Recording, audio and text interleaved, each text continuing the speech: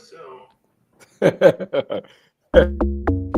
name is Abina Johnson, and this is Focus on Liberia. Hit it! From Kemau to Cape Palm, Mount Nimba to Atlantic Ocean, Obomi Hills to Pokondre, to educate, elevate, and promote. Yeah, focus on Liberia, for Liberia, Liberia, for Liberia, yeah, yeah, yeah, yeah, yeah. From Monday to Sunday, from Monday to Sunday, it's focus on Liberia. At Focus on Liberia, we discuss everything Liberia, from education to politics, arts and culture, entertainment, agriculture, history, religion, family, and technology. Focus on Liberia uncovers and showcases the best of Liberia and shows the world the truth about Liberia. We educate, elevate, and promote all things Liberia. We conduct interviews, panel discussions, debates, and more. Tune in to Focus on Liberia on Facebook and YouTube and be a part of the stories that make up the news. This is Focus on Liberia.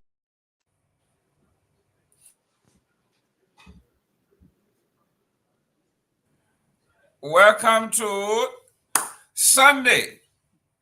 I have with me my co-host, Michael Padmore. I got Mr. Dukley. I got Fidel Booty. I got other folks coming on. I have an emergency.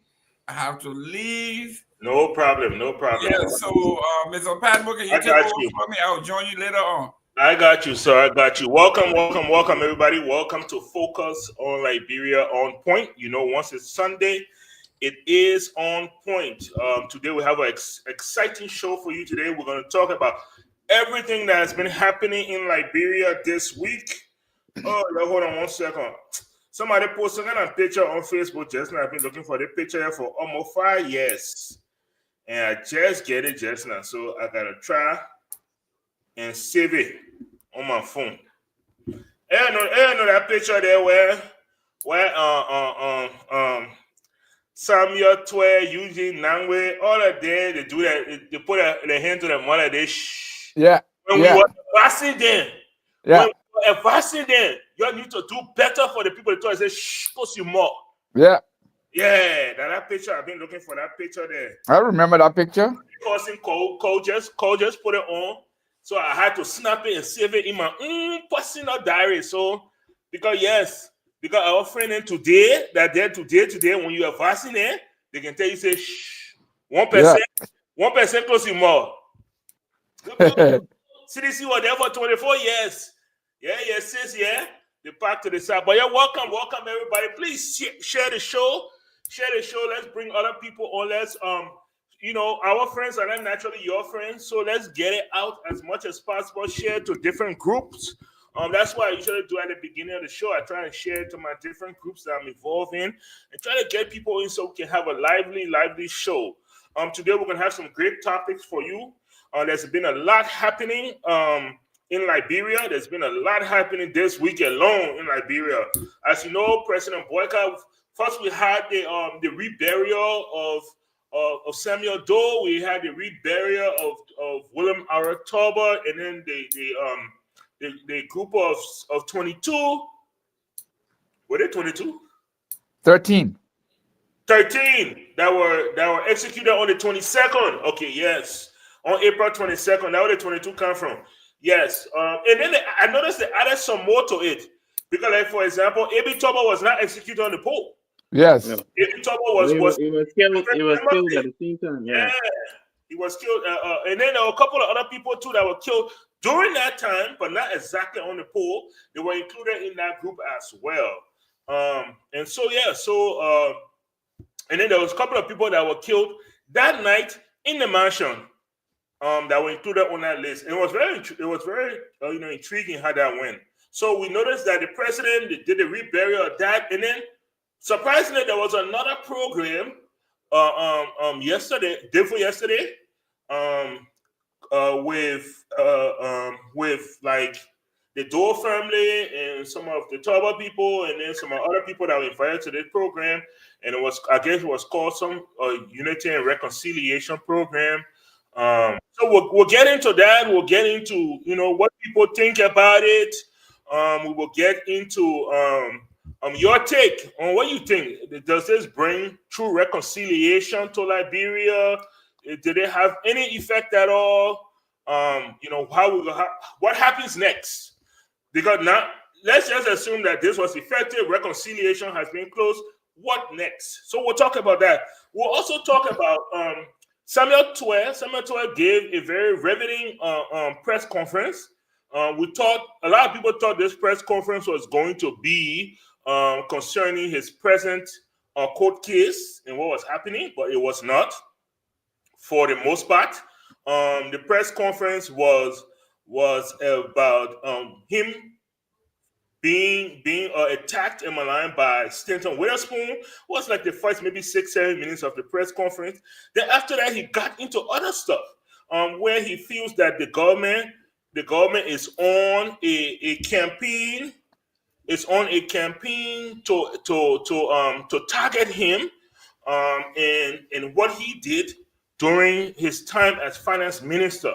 And he talked a lot about many stuff. He talked about some of the things he did and why he did it. He talked about some of the things that did not happen that he has been targeted for. And he talked about the state secrets that he know, and that when he opened his mouth, the whole state was shake. So we'll see. What I saw was I don't think that's the last press conference for Samuel Tuer. I think we'll hear more. I think there will be more, and we'll see what happens after that.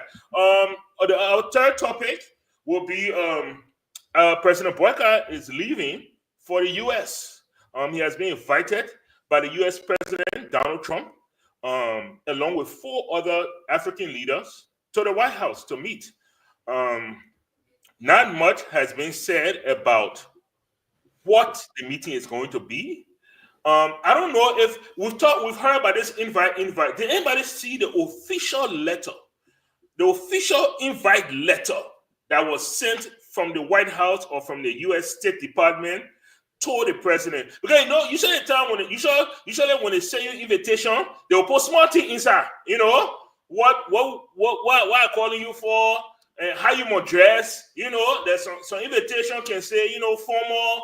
Some invitation can say dress to impress. So but when I don't remember seeing the official letter, so I'm concerned. Maybe if somebody saw it, they can give us a little bit of info, on what is said, because everybody is speculating on what it is. And then finally, we'll talk about Bon County Representative Marvin Cole, former NPP stalwart, officially in a very large gathering in Bon County.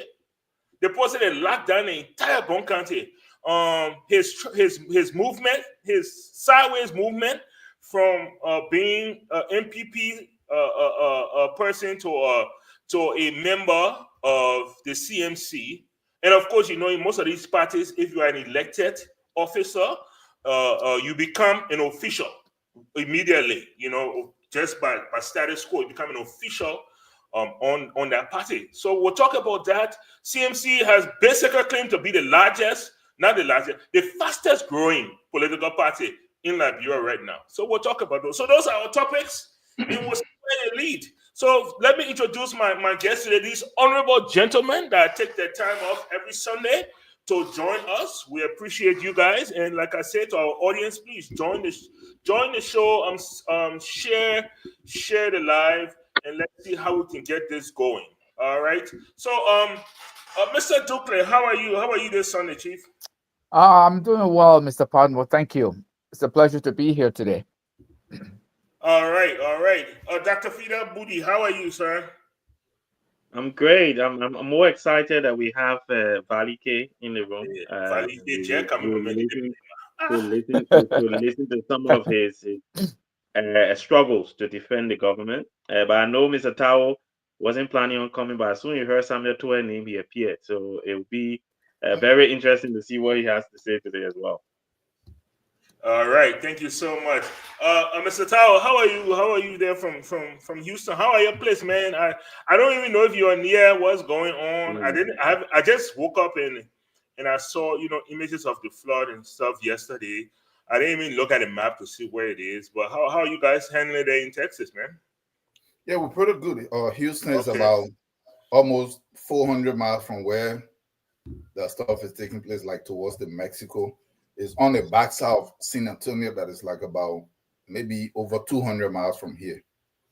Okay. So no, we are fine. Okay, but I'll have to go out to you guys, man. You guys are one family, and so I'll have to go out to you guys. And what's going is really tragic. Hopefully, things work out the best way. I heard about this camp, this girls' camp, where they had like 800. Young girls that have gone there to camp for the 4th of July. And there's like maybe about 50. Man, I thought you were introducing. Oh, you got over hold again. Yeah, my man, people die. Yeah, that was like it's actually more people because along that river is a long river all the way down into the Gulf.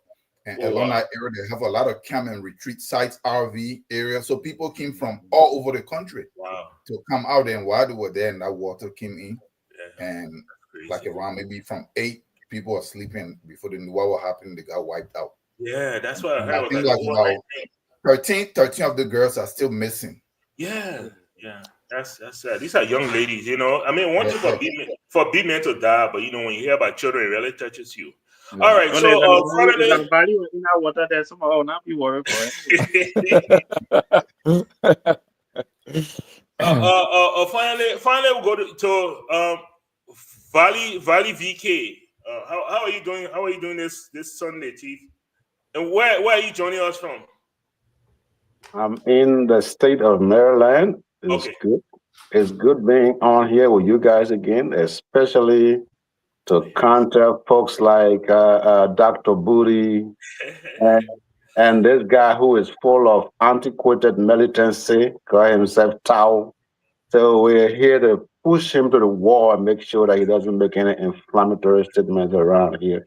But listen, I'm in an area full of a lot of kids, a lot of dead bodies. Mr. Partmore, I'm far from the phone. These eyes of mine are not really functioning well these days. So if you hear that kind of noise, just mute and unmute me when you need me. Okay. Okay. I will. And when you interrupting people, I will naturally do that. So if for any reason you want to interject, just raise your finger and then I will unmute you. Okay. Okay. Sounds great. All right, gentlemen. So we go into the topic here. We're gonna go into today's time is fast spent. So I'm gonna rearrange things a little bit. We'll talk about President Boycott. First, we'll talk about the reconciliation and the different from the barriers to the program and this is what caught my eye. A lot of people have been saying that they felt left out of the reconciliation process. I mean, you can't invite the whole country to the reconciliation process. You really can't, But should it have been planned differently? Should there have been individual programs or somewhat like a sub breakdown of programs around the country that that maybe people felt a little more included? I remember when Joseph Boyka was inaugurated president. One of the things the Unity Party said to us that they did was instead of having one big party in Monrovia, they decided to send money to the different counties and the different Unity Party sub branches so that they could have their own celebrations. I mean, you probably could do something like that. So what? I'll start out with you, Mr. Ducle. What do you think? Did you feel included? Well, I think it's not so much of me feeling included as the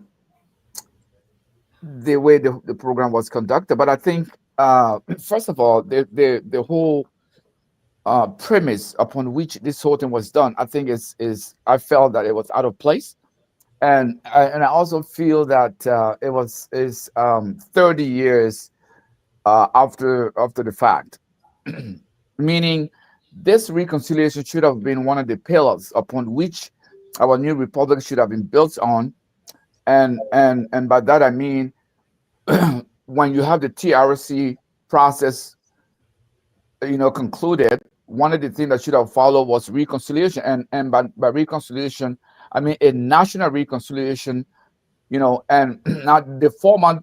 I mean, we can argue what format that should have taken or not, but let's say had it not been for the death of Mrs. Doe, was they going to happen? So I mean, for me, it takes away the genuineness of the reconciliation, because I mean, my question is, what would have happened had it not been because of the death of Nancy Doe? Were we going to have a reconciliation? So, and the way the government went about this it was not proper. I don't think a lot of people felt included in this process, and I don't think this is how you go about national reconciliation. A national reconciliation should be a national policy of the government. That I mean, you cannot include each and everybody individually, but these individuals come from places. In other words, they have families, they have counties, they have territories that they come from.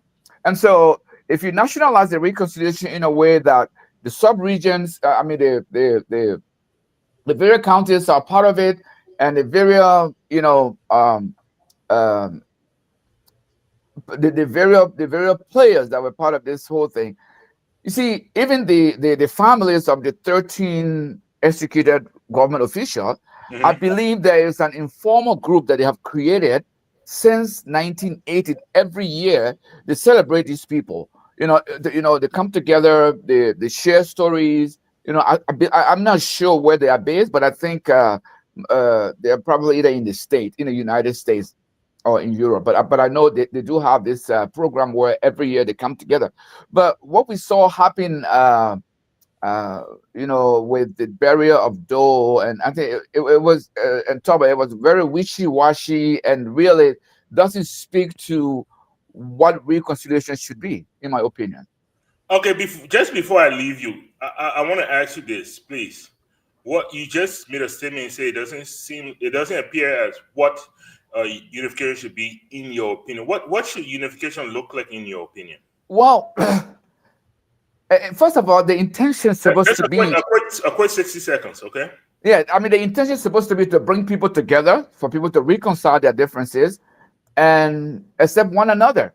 But did this gathering that occurred, did they do that? I doubt it.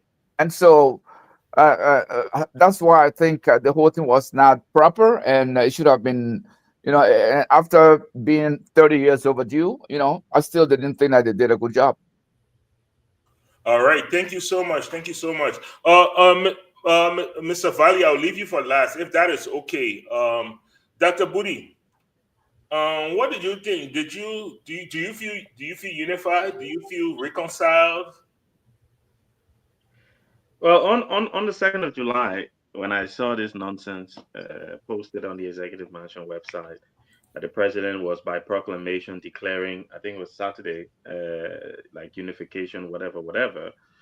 I took to social media and made it very clear that I felt that this was trying to score cheap political point with the Congo people and the people of Grand Jide County, right? That's basically what he was trying to do. I got it both from Grand Jide County.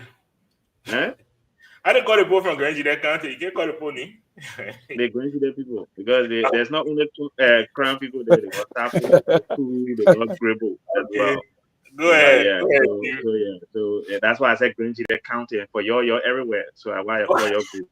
Yeah, you get Congo for local everywhere. Yeah, so. All right. So yeah, and that's all I thought it was. And I basically said in my post that look, I hope that he's going to build memorials for those people who were slaughtered in the Lutheran Church in the 1990s. He's going to build memorials for those people killed in Nimba County during the 2 Nimba raids of the 1980s.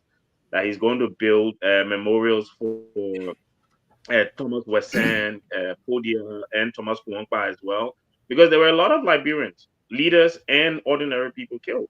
Right. So if you start to cherry pick who gets reburied and who gets a memorial and things like that, then basically, what you're doing, you're basically dividing us more than uniting us. You're not reconciling us, because there are people out there thinking, okay, well, so because my auntie who was killed in front of me was in Lopa County, so she doesn't get a memorial as well, or because my uncle who was killed in front of me in Bon County, because he wasn't a sergeant or master sergeant, so he doesn't get a memorial, as his life is not as important as another Liberian, simply because he wasn't a leader.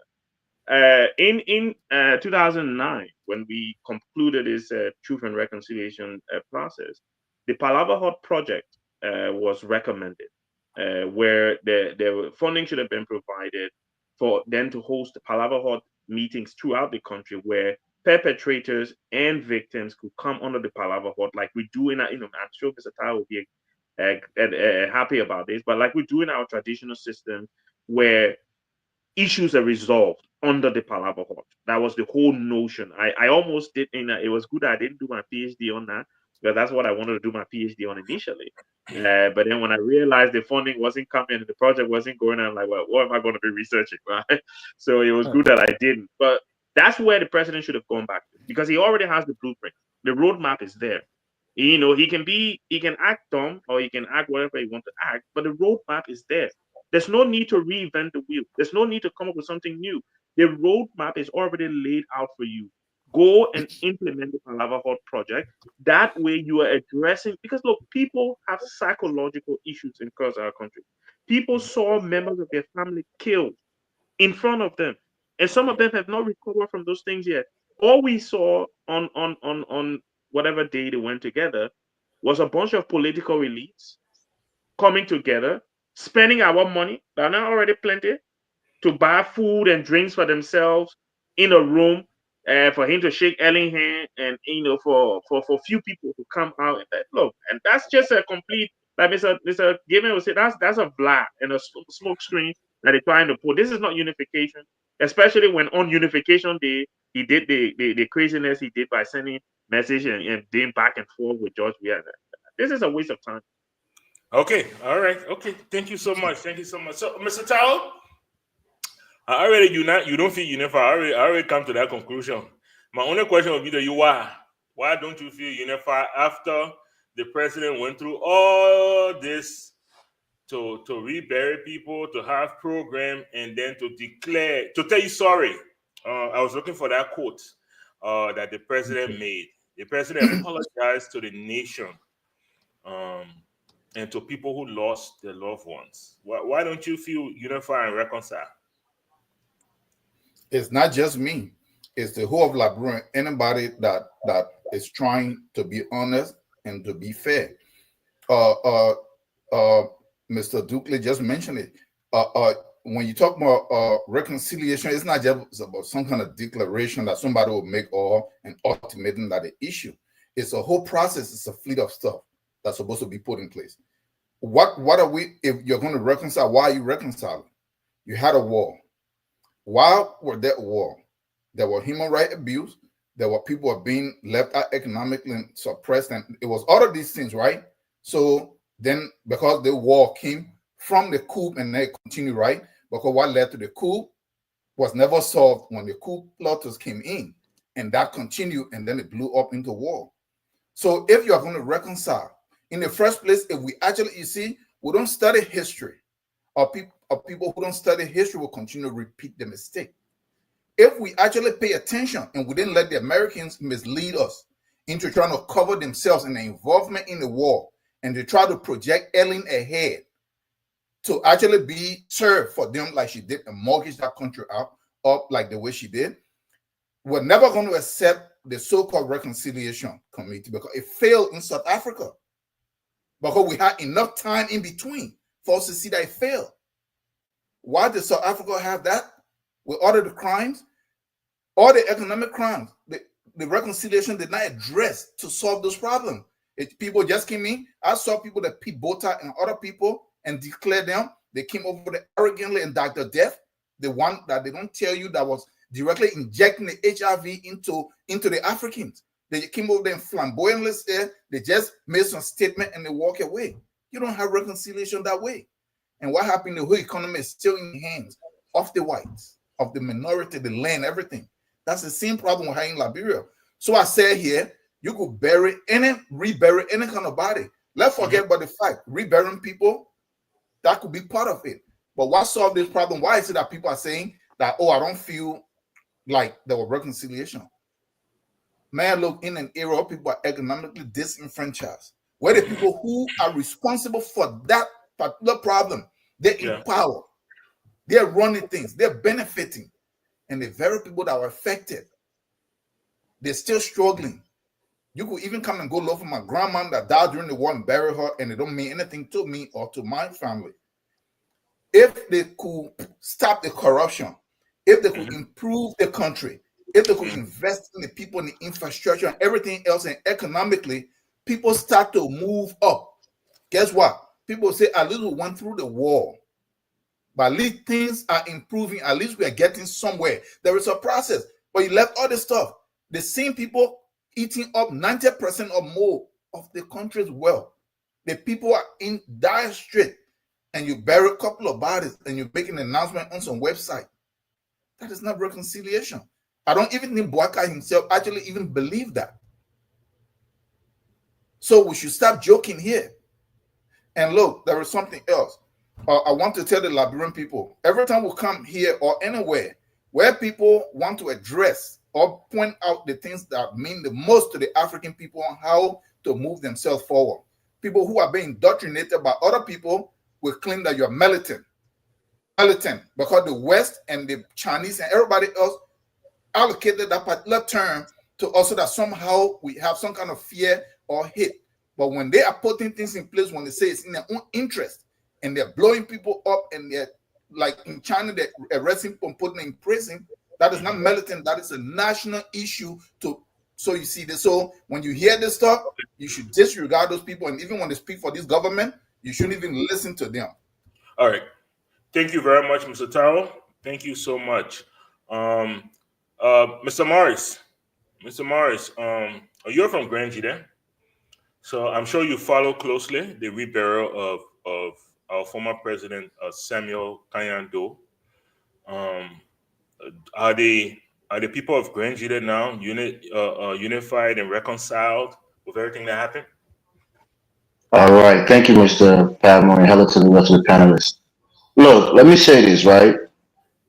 We have to give the president credit first and foremost that of all the other presidents after the war ended, he was the first that thought it wise to give a proper, befitting burial, that befits the offices that these men held when they passed away.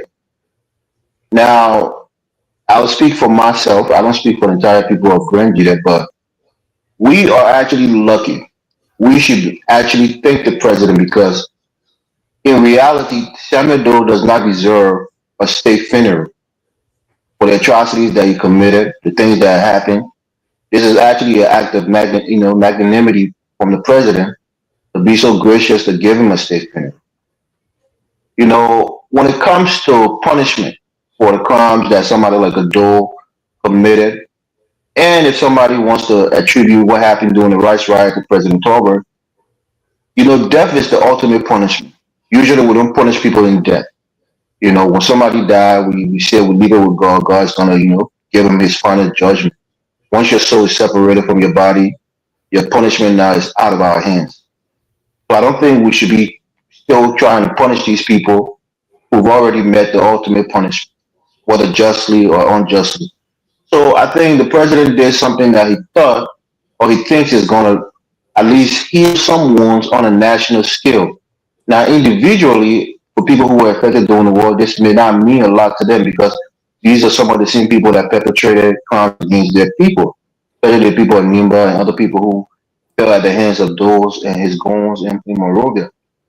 But I think to try to criticize the president and say that this is not a good thing, at least to move the country forward in terms of national reconciliation or at least national healing, is wrong. There will be individual healings, and people can bury their loved ones and do a symbolic, burial. I think it's coming up. I don't know if it's next week or sometime in July that we're supposed to have this national day of healing, of reconciliation, or unification, whatever it is. The president is making an effort. With all of his flaws and shortcomings, we have to acknowledge that he's making an effort.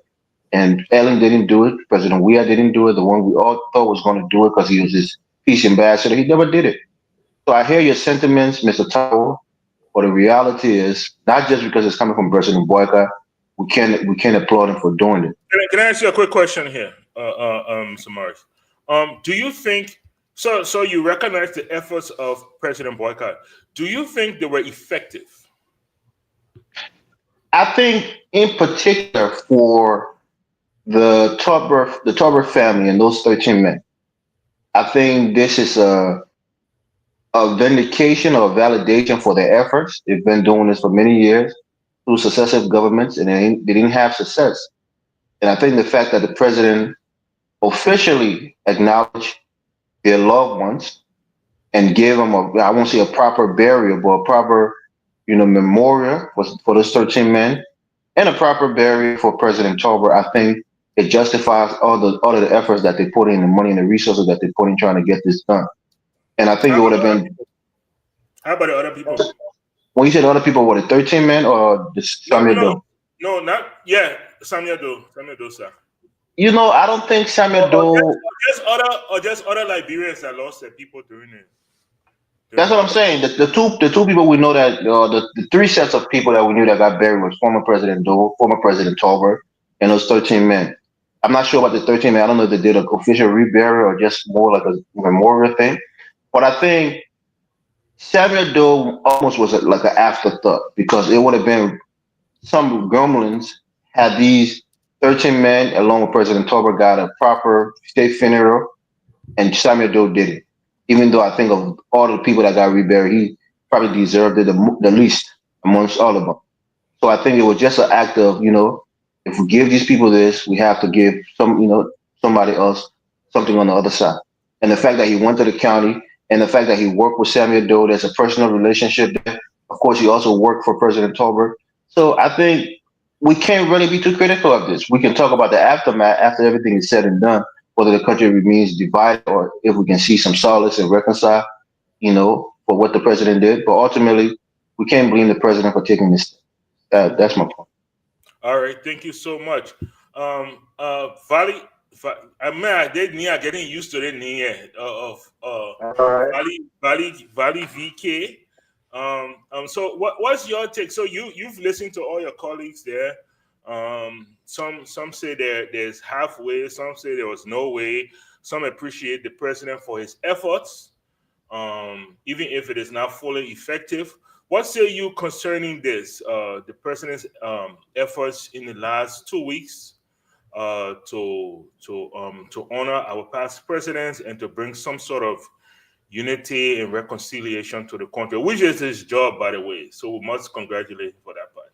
Go ahead, Chief. I I have not seen folks so detached from contemporary reality. What's making me laugh is the fact that all the Barbados sitting now here, and a small picking came out with real logic. That the part that making me to even say laugh, say, look at the old guy, look at the other guy. But let me tell you,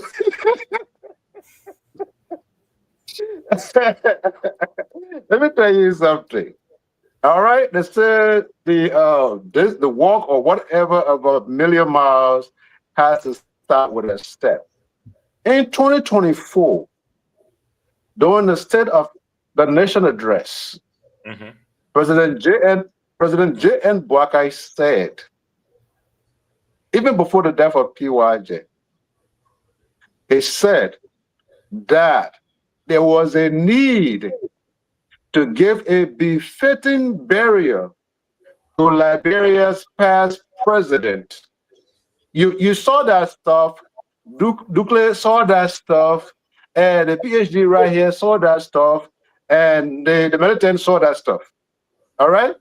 And today, they have the proclivity to sit on here and say, why did he do it? He announced over a year ago that he was going to do it. Now, another question they're asking, even though they know the reality, but they're still asking this question, what about the other family? What about the other family? Okay, let's break this down. Joseph Burger program was to honor two people. Joseph Burger did not rebury the 13 people that were killed. Okay. The 13 people reburial comes from their family. Joseph Burger endorsed in a way and embraced and even supported them financially.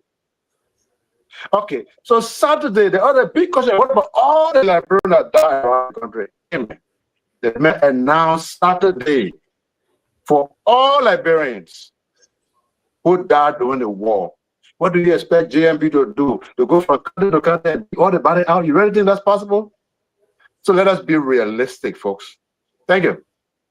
All right. Thank you so much. Thank you so much, Vali. Sorry, let me just say something quickly here because wait, man. Wait, now. You're way small. Thank you guys for giving Vali the opportunity without what do you call it? While he was speaking. So we have to move on and show. I'll give anybody who wants to comment, I will give you 30 seconds. And then after the 30 seconds, if Vali wants to say something, I will give him 30 seconds and then we will move on. What we won't do is go back and forth. Okay? All right. So, Mr. Tao, you are the first person to go ahead and indicate. So I'll give you 30 seconds. Here. We come on these programs and we talk. And there are a lot of things that are tried to be lost in transition or misstated.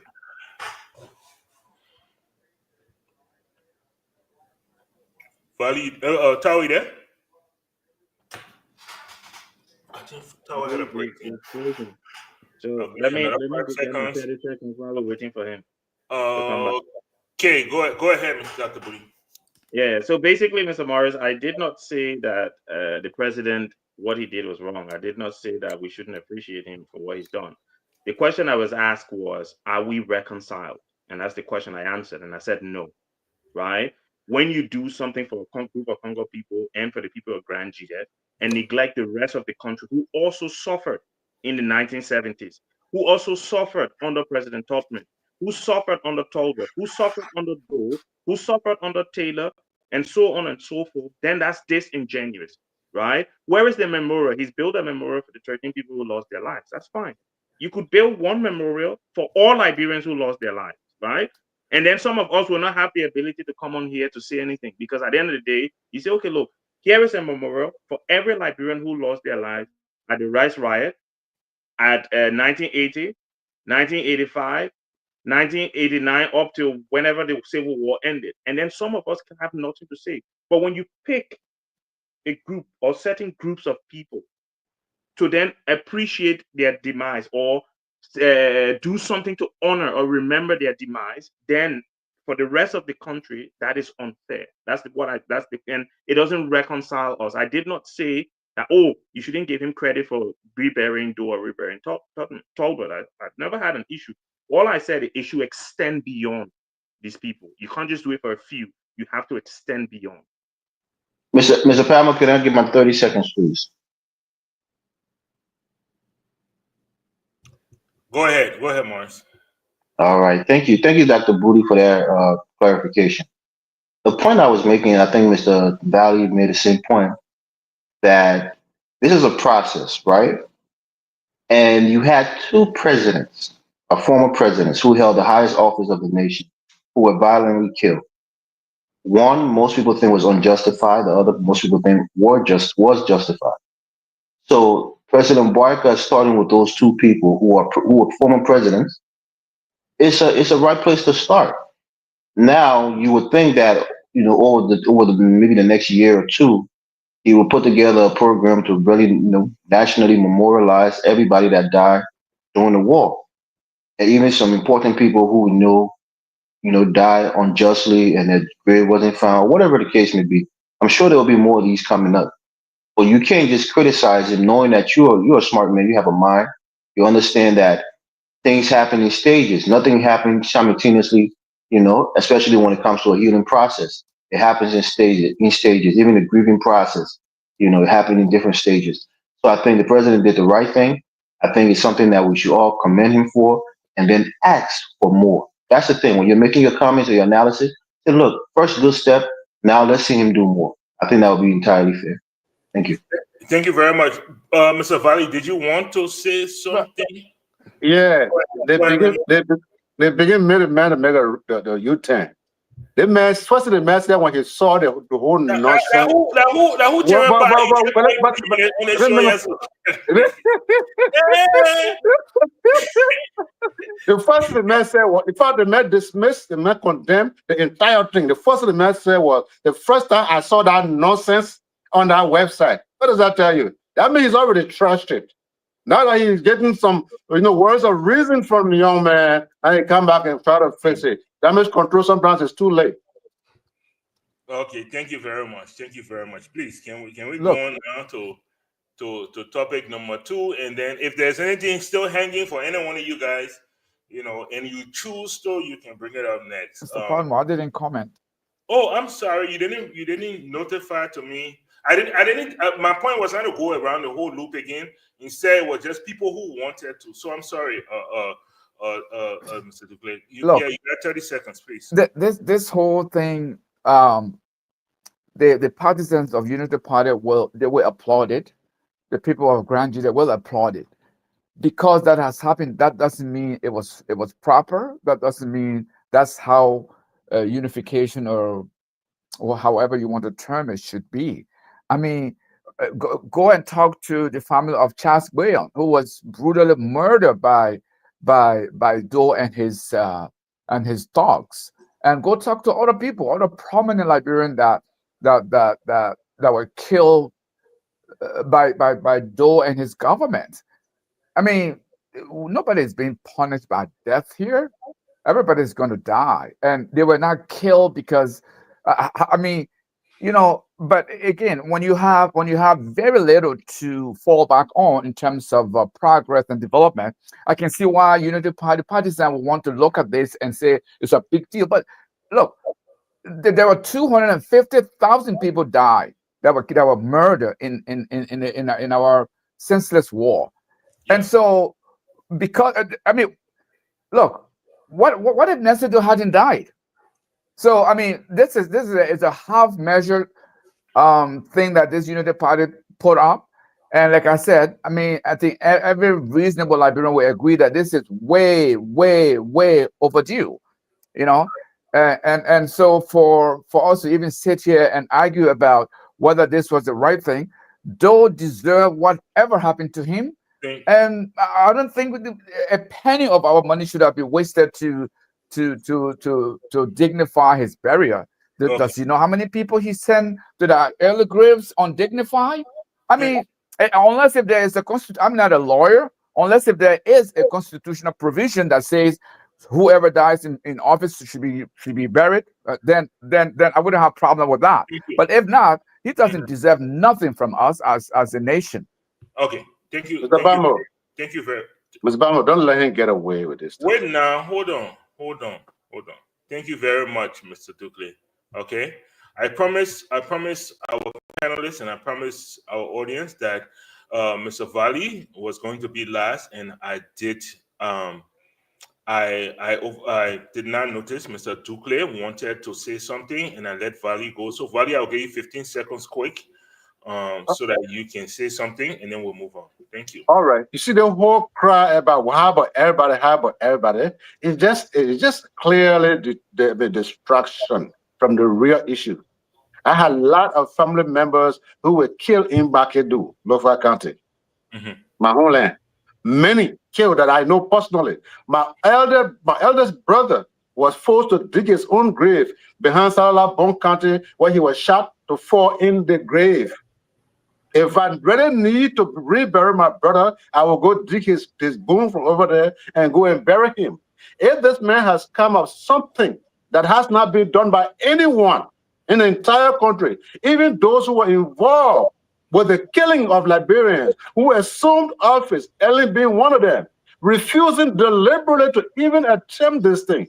And a guy who was complete innocent, had no part to play in the revolution, decided, you know what, for all Liberians, this is the Saturday that we memorialize all of those who died. The process continues. There is a committee for this thing. The community was not shut down yesterday. It wasn't canceled yesterday. The process is on. When one step is taken, we help beef up that one step so that we can all move forward. We cannot just be critics just for the point of being critics, even if we don't have any basis to do so. That's inappropriate. Thank you, Mr. Valley. Thank you, Mr. Valley. I will give mine and then we'll move on. Thank you so much, Mr. Valley. Thank everybody for their contribution. Hey, Mr.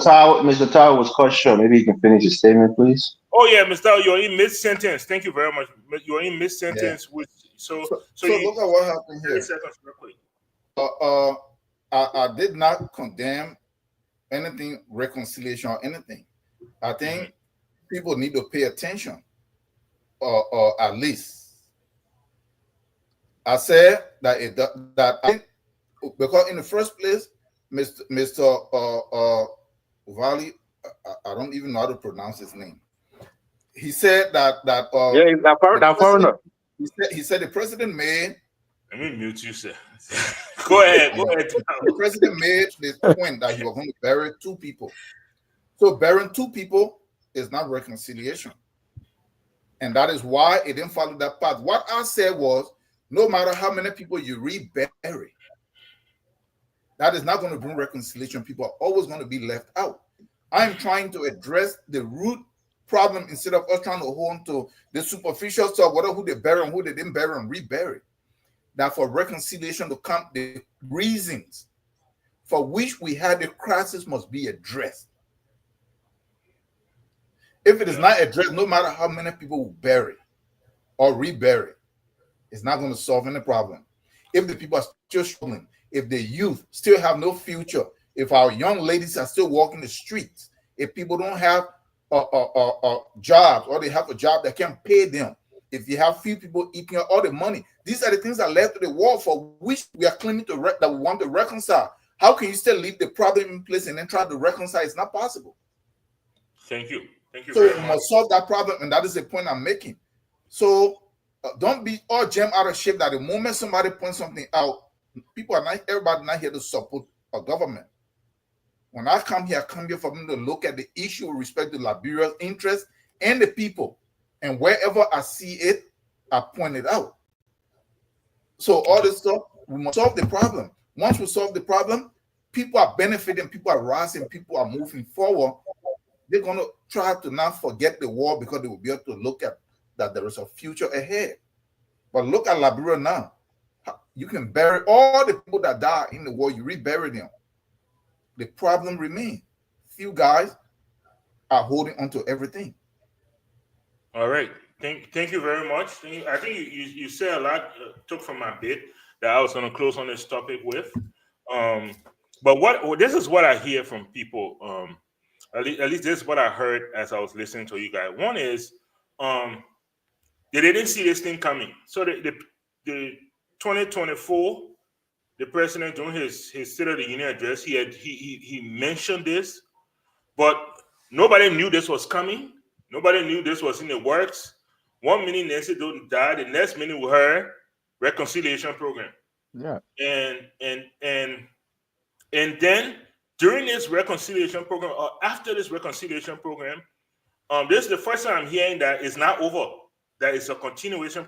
Nobody has been informed that, oh, this is going to be a continuation program. These are the things we have lined up. September, October, November. You know, people, when they are informed, maybe they embrace it a little bit more. Then maybe sometime 2 months from now, suddenly they pop up and say, oh, they will say, oh, you're continuing. So I think that's where things fall from for people who feel maybe a little left out. Maybe the government needs to come in and give us a plan and say, my people, this is our plan for reconciliation, and we invite the input of all Liberians in this process. I think if you do that, people. The other thing, like Mr. Tao said, the economic side is, you know, until we change the economic future of our people still suffering. 1979, people got in the streets because they felt left out. They felt ostracized. They felt that they didn't have the same advantages or the same opportunities as all other Liberians. Today, we face the same thing. Even though we are all one, there's no Congo native side anymore in the government, but we still have that economic slash in the middle now where there's a few group of people who have all the opportunities, and the majority of Liberians who feel that they've been left out of what Liberia has to offer. And I think until we solve those things, the getting can say, I rather cry for my man cheating on me, in a nice house than to be crying for a man cheating on me, in same house. But it's kind of the same thing, when people are economically viable, they have a desire to reconcile. When they are struggling, they don't bring anything near me. But anyway, we applaud the president's effort. We thank God that it's a continuation process. We hope that they make some adjustments. That's the beautiful thing about continuation. You can always make adjustments. So they hear what we have to say and they make some adjustments. We all agree that national reconciliation, will really benefit our country because some people are still hurting. Okay, so let's go on. Time is fast spent. Let's go on to the next one. I want to keep within the boycott topic, okay? If that is okay with you guys, I want to keep with the boycott topic. So boycott is leaving, I believe, tomorrow morning. For the U.S., he's going to meet Trump. He and the president of Gabon, the president of Mauritania, the president of 3 other French countries. They are going to meet Donald Trump in the at the White House, and we haven't really been told. There are some news clippings from the U.S. that talk about investment, security, and trade. But that's about all we've heard. I mentioned something about a letter, and I wanted to say to one of our colleagues that mentioned something. No, I'm not questioning the invite. I was just wondering what the invitation is about. So yeah, this time I will start with Mr. Morris. Mr. Morris, the president is on his way to the White House for the first time in his presidential term. What do you think? Well, I mean, I'm agnostic about this whole thing. I'm not My man, enthused. which one they call agnostic? But I think Okay, that I mean, okay, I'm in the middle. I'm not enthused about it, but at the same time, I'm I'm hopeful that the president will get something beneficial for the country. I mean, I've talked to other people on other platforms, and they are afraid that this could be another, Cyril Ramaphosa incident where the president will try to humiliate, these African leaders and try to make them kiss the ring, so to speak. But I told people that I've said this before, and Mr. Ty will have it's been a while, like a year ago, when we had this argument that your only collateral, your only latitude you have when it comes to negotiations is your natural resources. And Trump, like he did with the DRC Congo, is a transactional president. He's changed the foreign policy of the United States that if you want aid from us or if you want some kind of help from us financially, you have to give us resources in return. Since you don't have anything else that we want, we're going to take your natural resources, and in return, we're going to give you money. We're going to help you with development. We're going to give you, knowledge or skills or whatever the case may be that you're looking for. But what we want from you in return is resources. Now, I read an article and I saw a video that Liberia in the West African region is one of the least untapped area in terms of natural resources. I know we've been doing iron ore for a long time, the rubber and timber, but really there are probably a lot more minerals that we have in our country that we just haven't tapped into, and we just don't know how to find it. So whether this is good or not, the United States also has been floating this idea that they want to relocate some of these immigrants who have nowhere to go, who have been deported from the country. Which again, I think will even be, I hate to say it, it's disrespectful to say, but there'll be even more suffering for them to find themselves in Liberia, especially people who are not from the country, to find themselves in such a hard country to deal with after being deported from the United States. But overall, I think it's a meeting that we look forward to. But I think my prediction would be almost like a mini conference. I don't think we'll have any meaningful one-on-one with President Donald Trump where we'll get something done and we can, President Barker can come back home and tell us. Not to his fault, but I just think President Trump is just trying to flex his muscle and be a bully, and hopefully he doesn't, disrespect or embarrass our president. But ultimately, I think if we get something, it's going to be based on our minerals. And none of us on this platform should be mad that we're giving minerals for money. This is what you do. You sell what you have for what you want. And if you don't have anything else that somebody wants from you and they want something that you have, and you desperately want that money, that aid, that $200 million or whatever, you have to sell what you have. And I don't think there's anything wrong with it. All right. Thank you so much. Thank you so much. Mr. Tao, what name should I use for them? The people once more have summoned our president. Summoned our president to the White House. The whole country is jubilating that the president has been summoned. I've heard where you stand before.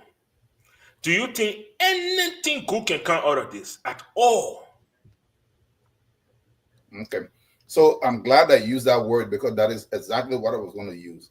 Because I've been coming to you. I've been following this for a while before the news even broke and they made the announcement.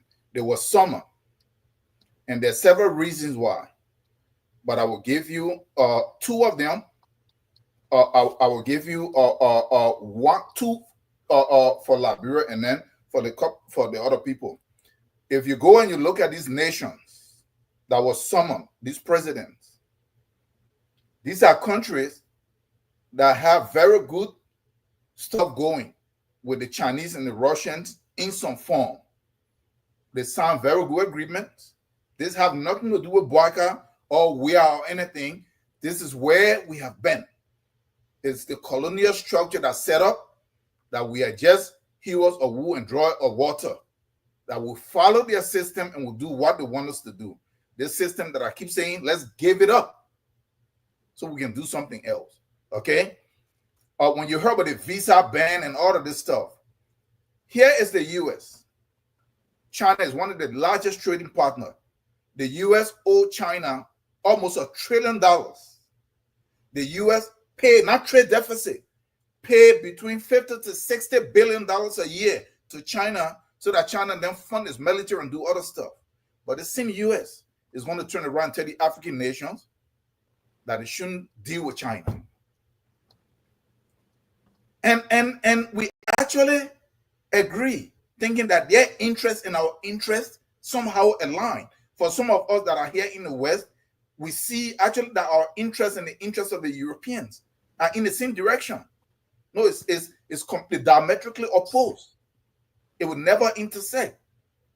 But this is where we are. So they're calling them for several reasons. You see in Liberia, Mr. Morris mentioned something about them sending prisoners. It's not just that. The prison so-called lobbyists, which pretty much a bribe, that funded Trump, that's one of his biggest donors, having privatized the prison, made a bunch of money off of it. They're trying to even squeeze out more money. So they're selecting countries. Liberia is one of them. Ghana is one of the countries they talk to. They talk to Panama. Panama refused. They're going to try to want to build prisons in these places. They will arrest people from here, ship them to those places. If you listen to Marco Rubio, the Secretary of State, he said these are very dangerous criminals. We don't want them close to the U.S. so that they don't even be able to come back. So we want to ship them as far. So here is a man. You said it was so dangerous. You don't want them here. But you're going to ship them all the way to somebody else's country, put them there, pay what, maybe a quarter a day, while the prison so-called lobbyist group make all the money over here. This is the kind of stuff. And when I discussed with somebody, I pointed it out, they say it's going to create jobs. And these are the areas that they have us. Whether it's going to affect us, it's just going to create jobs. So we should just accept anything. So this is one aspect of it. You see the HPS deal? The HPS deal is part of this stuff right here. They already signed the agreement that Asla Matar, whether it was a mistake by the government under the Barker Elling stuff, that they have what? Monopoly over the rail, which they shouldn't have done under Elling. Now the U.S. constantly trying to force Liberia to force a multi-user stuff. Yes, might get them committed all kinds of stuff and their proofs and their allegations. But that was one of the main reasons that it was sanctioned on the HPS stuff. Because this American company should be allowed to mine the ore from Guinea and ship it through Liberia. That would be one of the stuff on there. You made a good point. I don't think Trump is going to meet with them, or Mr. Morris said, I don't think he's going to meet with them no one-on-one. They already have stuff, some secretary sitting somewhere. We just tell them this is what they need to do. This is what they expect from them, and they're going to do that. What security do we need to really be discussing? I don't think security. Yeah, but let me just wrap up in the security. Yeah, please. Wherever the US show up, terrorism show up. There was no terrorists in the Sahel region and in Nigeria, not in Nigeria. 2002, when AFRICOM show up from Stuttgart, Germany, when they put the first base over there, terrorists show up. Terrorism is a term, is an asset that they use. They arm these people, they form them, they move them from place to place. If they believe so much in terrorism, how come the terrorists that came to power in Syria immediately they removed them from the terrorist list the moment they took over the very people that they armed, they fought with, and they removed Assad? So we have to look at these terms, and when it's mentioned, we are considered as nationalists, as all kinds of stuff. You have to look at this. We have to be able to understand it. We shouldn't be afraid that somehow if you keep talking like that, America is going to get in one because these are the fear that we have. All of a sudden, we're not even in a position for us to really articulate and discuss these things freely when they come to our interest. If America is supposed to engage us, they say the Chinese are there, don't deal with them. Bring us a better deal. Come and say, look, this is what we have. This is what we can give you. Let's do business this way. You don't bring us armed men. You don't bring AFRICOM. You don't put AFRICOM up. That's armed men. You are sitting here when you heard about the colonization. This is the same thing that is happening. These people are engaging you militarily under the name of terrorism and security. We have to be able to see these things and call it out. Okay, Mr. Tao. They have nothing to do with this stuff. They're going to call them over there. They're going to squeeze them. He go by whatever. They're not. Nobody's selling no resources. They're going to take it from you. I want to mention them, but the DRC Congo stuff. We don't study our own history. Yeah, you are pointing at time, but you made a point. DRC Congo was not just called here. The very Americans that and the French that brought Kagame to power, trying to squeeze DRC Congo, founded the M23, have it over there destabilizing Congo, then using what is his name, Kagame and Museveni to steal resources from DRC Congo and sell it. Then what did Trump do as they were raising the area? You saw the coup that was planned there. Americans and British that failed, that they were captured, they were sentenced to life. What was the first thing Trump did? That we are going to stop the rebels if you give us minerals. Straight up, it was in the open. And so when the president saw that the guys they were funded and they were about to come and overthrow him, he agreed. And when he agreed, what happened? The first agreement, all of the people that plotted that coup from the US and from Britain that were arrested, they were free immediately and they were put on a flight and they were brought back to the US. Okay. All right. So we should see this thing. So not just that, no, DRC Congo were coerced and Armstrong, gumbo diplomacy, that is what we use. They didn't just come and sign something. And if DRC Congo and Rwanda supposed to be agreeing on some peace deal, why is it happening in Washington, D.C.? Okay. All right. Okay, Dr. That was a lot. That was a lot to unload. It took me all of it. Dr. Booty, I'm going to bring us back, please. I'm going to bring us back. Our president, President Boyka, is scheduled to meet with U.S. President Donald Trump. There's some news clippings about investment, security, and all these things. What do you think? How do you think Liberia should enter or should approach this invite? How do you think they should approach this meeting? And what do you hope that we walk away with? Well, I think first of all, when Mr. Morris comes on here and say that, he hopes that President Trump will not embarrass President Boyka. I think President Boyka does a good job of that by himself, right? You don't need Trump to embarrass him.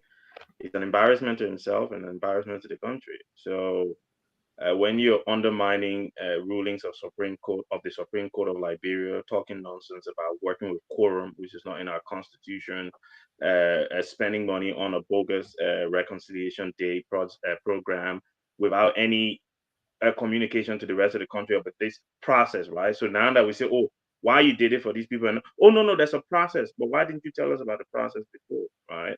Look, I honestly don't know, and obviously I was reading something Forbes that I sent to the group. We will have to wait to see what the conversation will be. We'll have to wait to see what President Boyka comes out and the other presidents who are going there and say, oh, this is what the president has summoned us for. I think the secrecy around it tells us it's not good for Liberia, right? That's what it tells us. I agree with most of the things that Mr. Tao is saying with regards to how the U.S. does diplomacy.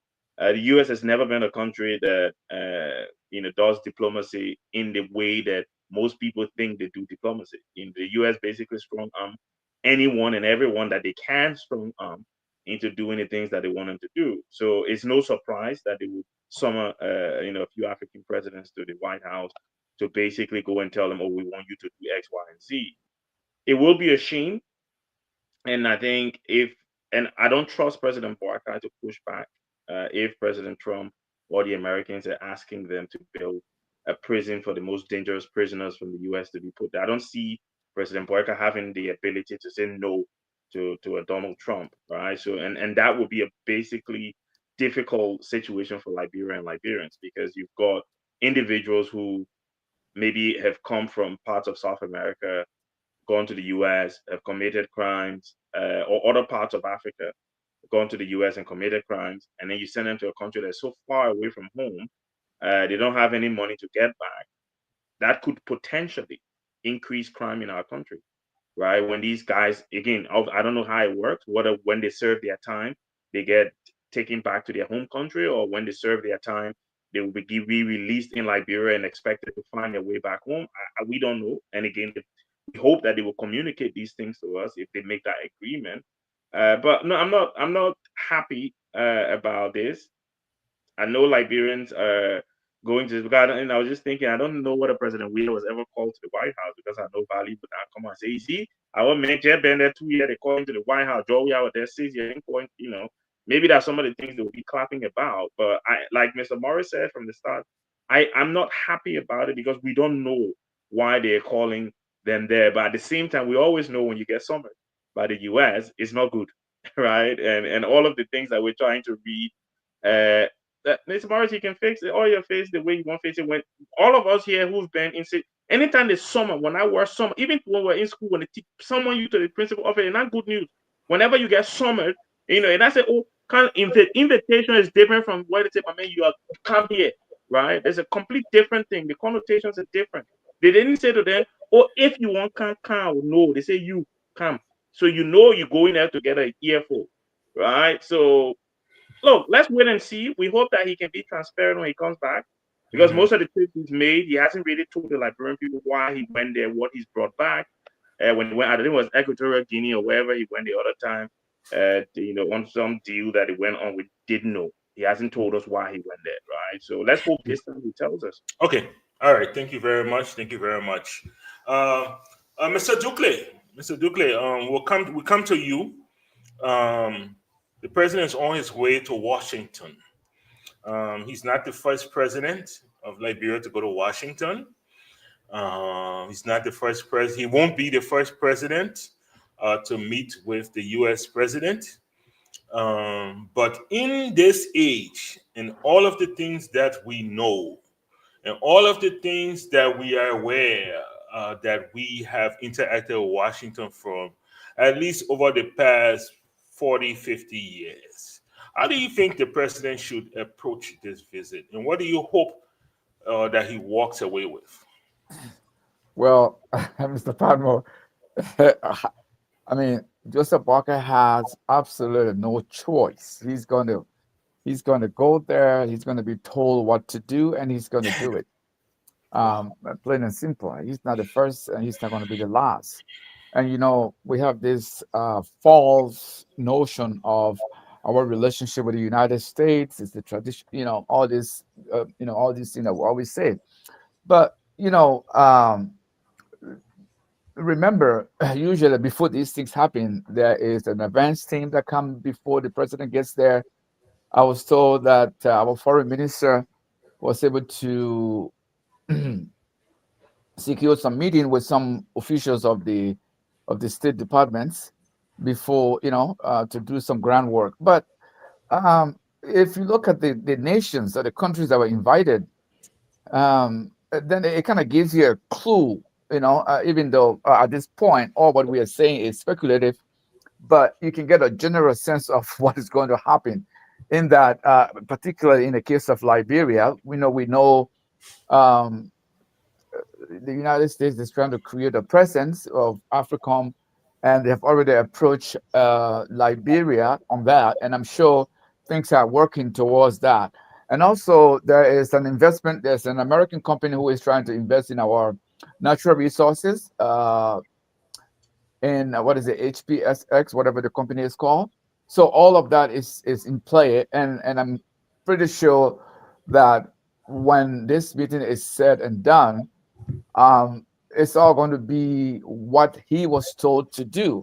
Now, it does have some optics that he can, the Unity Party and their supporters can claim, haven't been invited to the White House in the first 2 years of his tenure. But in terms of tangible for Liberia, I don't see much in the line of something tangible happening for Liberia, And I mean, the kind of president Donald Trump is, and not only Donald Trump, but American foreign policy or their diplomacy generally, when it comes to Africa, is for them to dictate to them what they want.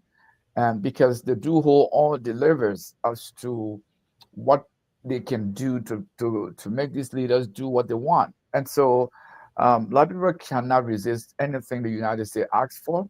Liberia is not one of those countries because we have created our nation in a way that we are dependent, on the United States for everything we want to do. And so I don't see anything new coming out of this. Why is it that only these 5 countries were chosen? Why these 5 countries? What does Guinea-Bissau has to offer, to the United States? And Mauritania. Now, I can see some value in Mauritania in terms of security cooperation or security arrangement. I can see that, and I can also see Senegal being one of the countries very stable in the region, where they attract a lot of direct foreign investments. But in the case of Liberia, there's very little Liberia or Joseph Boakai can offer, other than doing what he's going to be told for the United States. So there's nothing new here. Okay. All right. So then, we've heard a lot. Oh, there was a summons. The man can refuse. Well, what they telling there? he tied down to it. It didn't sound good. Valley, let me unmute you here. Hold on one second. Let me unmute you. The president has been invited to the White House. With all of the challenges we have in Liberia, with all of the issues we have in Liberia, and with all of the vision and plans that Joseph Boakai has for Liberia, how do you think he should approach this meeting, and what do you hope Liberia walks away with? All right. First of all, mute me based on request, or if you find it necessary. Don't just keep me muted. But no. That was our agreement from the beginning. You told me, say, Children and us are playing. And I said, okay, but then I hear it noise. I said, I hear it noise. And by the way, Mr. What's the guy's name? Tao. Why you can't get Tao? Why you can't? No. I want to get him information. The message he doesn't know how to pronounce my name. I want to teach him how. Oh, okay, yeah, that's totally fine. Go ahead. Just split it in two. VAR for VAR. LEE is Lee. When you put it together, you get Valley. You Chinese? I know back in the days, your days, you didn't do phonics. I know you did Hey, something my called. man, please answer my question. We have limited time. No, I want to address his sarcasm, but but what I can say here, you know, there's a lot of stuff going around. I heard you say something. For me, I like to, you know, hit the low around his surface a little bit. When you say, you know, the president's supposed to communicate, these are some of the reasons why there's no need to communicate with Liberians. Not too much. You put the information out a little bit. Let them just keep making noises, because you know at the end of the day, it doesn't matter what you say or do, there will be critics like Waka Duple. There'll be critics like that. It don't matter what you do. Their minds are fixated and they're going to condemn. That is it. But when it comes to addressing this issue, and by the way, before I touch that, there's nothing in any concession agreement in Liberia that gives the railroad rate to ArcelorMittal. It's not for one company. Anybody can use it. Let's establish that. That probably belongs to the government, not ArcelorMittal. Go ahead. All right. Great. No, that just brush out some of these little misinformation people throw around the place. Yeah. So you trying to keep me out of trouble or what? How come you not letting me finish? I want for you to address the question. Okay. I thought you scared for me so I can get in trouble with Tower and Douglas. I got ask you in a minute. But anyway, but anyway, you know, the only thing I can say about this issue, I am not a big fan about the other person invited that person, so what, you know. The last time I checked that 206 billion here. Our respiratory system the same, digestive system the same way we process our immune system, work to process our food and stuff, give us energy and all of that, it's still the same. We go through the same medication. If we ever had cancer, we're the same human beings. What is so special about one human being inviting another human being? By the way, there's no such thing as a sermon. Nobody was sermon. Okay, let's take that out of the way also. It was an invitation. Now, what I can say to Uncle Joe is simple. Don't be a punk. That's all I can say about this. Okay. Can I get 30 seconds? What did man say again for you to come with 30 seconds? Please, give me my 30 seconds. Please. Said the same thing. Anyway, go ahead, Mr. Morris. Get 30 seconds. All right. This is in response to Mr. Joseph Tower, not to Mr. Bobby. Okay. Mr. Tower, I hear your sentiments, right? We live in this country. We have to be fair to this country. With all its flaws. The United States has been good, you know, not great, but good for Africa. On the issue of terrorism, in case you didn't know, if you look at El Shabaab on the Horn of Africa in Kenya, what they did with the Kenyan government to kind of weed out Al Shabaab, that was good. When you look at what was going on with the Islamic State in West Africa, ISWAP, and what was going on in that Sahel region, do you know that Traore is actually fighting a hot war right now with terrorists who came in from Mali and has a large portion of his country? You think the United States started that? Of course not. When you talk about the DRC Congo, when you talk about somebody like Christian Malanga, the guy who was in opposition to the current government in Congo, who was living in the United States, was agitating on Facebook, on YouTube, making videos about the Congolese government, took his son along with other members, you know, close friends of his. His son brought one of his friends, who was a white boy, went to the DRC Congo and tried to stage a coup, went to the presidential palace where president doesn't even live, was an empty place. He got captured, he got killed, a few people got killed, and then his son and his white friend was sentenced to death. The US government had to intervene and, you know, and negotiate it, and they sent him back to the United States. So don't say that the United States were behind that, you know, that coup attempt. It's just not true. It's a farce. Don't say that. Thank you so much.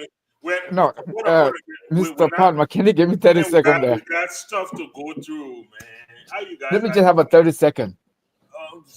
Look, Elvis Morris, as much as I love that, we all know he's not part of the Security Council.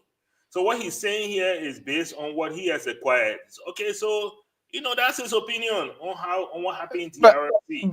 but Okay, Mr. Padmore, Mr. Duke, give you 20 seconds, please. Mr. Padmore, you don't have to be a rocket scientist to know that all of these things that happen on our continent has the fingerprint of the United States all over it. And I can enumerate them here. That will be up for another show. We know what they did in killing Patrice Lumumba, and we know what they did in getting rid of Kwame Nkrumah and many other African leaders who were murdered with their approval and their support. So, I mean, remember, the African Union tried to intervene between Congo and Rwanda, and they failed because there was no, quid pro quo in that settlement that they were trying to come up with. Suddenly, the United States gets involved, and the problem is solved. So you cannot exonerate the United States for the calamities on the continent, just like all the other Europeans, the colonizing powers are all guilty of all these things on the continent. All right. Okay. Thank you. Mr. Tao, did you want 20 seconds or are you okay? Yeah, 20 seconds. Okay. You see, let Mr. Morris understand this. I owe the United States nothing. You two, you owe them nothing. These are people that were able to disrupt your country. That is why you are here in exile, economic exile. So know that. I know that you are young when you came here, and so your entire ideology and outlook is formed here. That's fine. But remember, no matter how young you were when you got here, your interest and the interest don't align. But let me dispel real quick, 5 seconds, two things. The El Shabbat that you're talking about, do you even know the genesis of that group? No, you don't. No, you don't. You see, go and actually read. No, you don't. The Sahel that you're talking about, where were the terrorists until the U.S. actually planned to overthrow Gaddafi and then arm the group that they moved into that Sahel? Yes. You were living right here when you saw it happen. So don't be here and mislead the people because you are some kind of ideologue for the West. That is why when we come here for even discuss Africa's issue, especially us in the diaspora, we lack the capacity because our judgments are clouded, our commitment or our how you call it, our loyalty is split, and that's the problem. Okay. All of the evidence is right there in Nigeria that you're looking at, where they moved the Sahel, where they built that big old drum base, where they all were working with these guys. Okay. All right. Thank you Mr. very Palmer, much. one word of correction, just one word. We will not just one word. What's the word? One word. Al-Shabaab is not out of Kenya. It is in Somalia. Yeah, okay. Somalia, thank you very yes. much. Thank you very much. I didn't say it was out of Kenya. I said it was out of Somalia. Thank you very You much. did say Kenya. You took an oath to the United States government to be a citizen, to be loyal to them. When you became a citizen, you took an oath. So that's what you owe the United States, loyalty. All right. Through your oath. Can we move on? I'm a citizen. See, we're coming to a different thing here now. But being critical doesn't mean you're not lawyer. Yeah, that is also true. Thank you very much. So we're going to move. We're going to move on. So we're done with that. So gentlemen, former finance minister. We're going to bring this back to Liberia.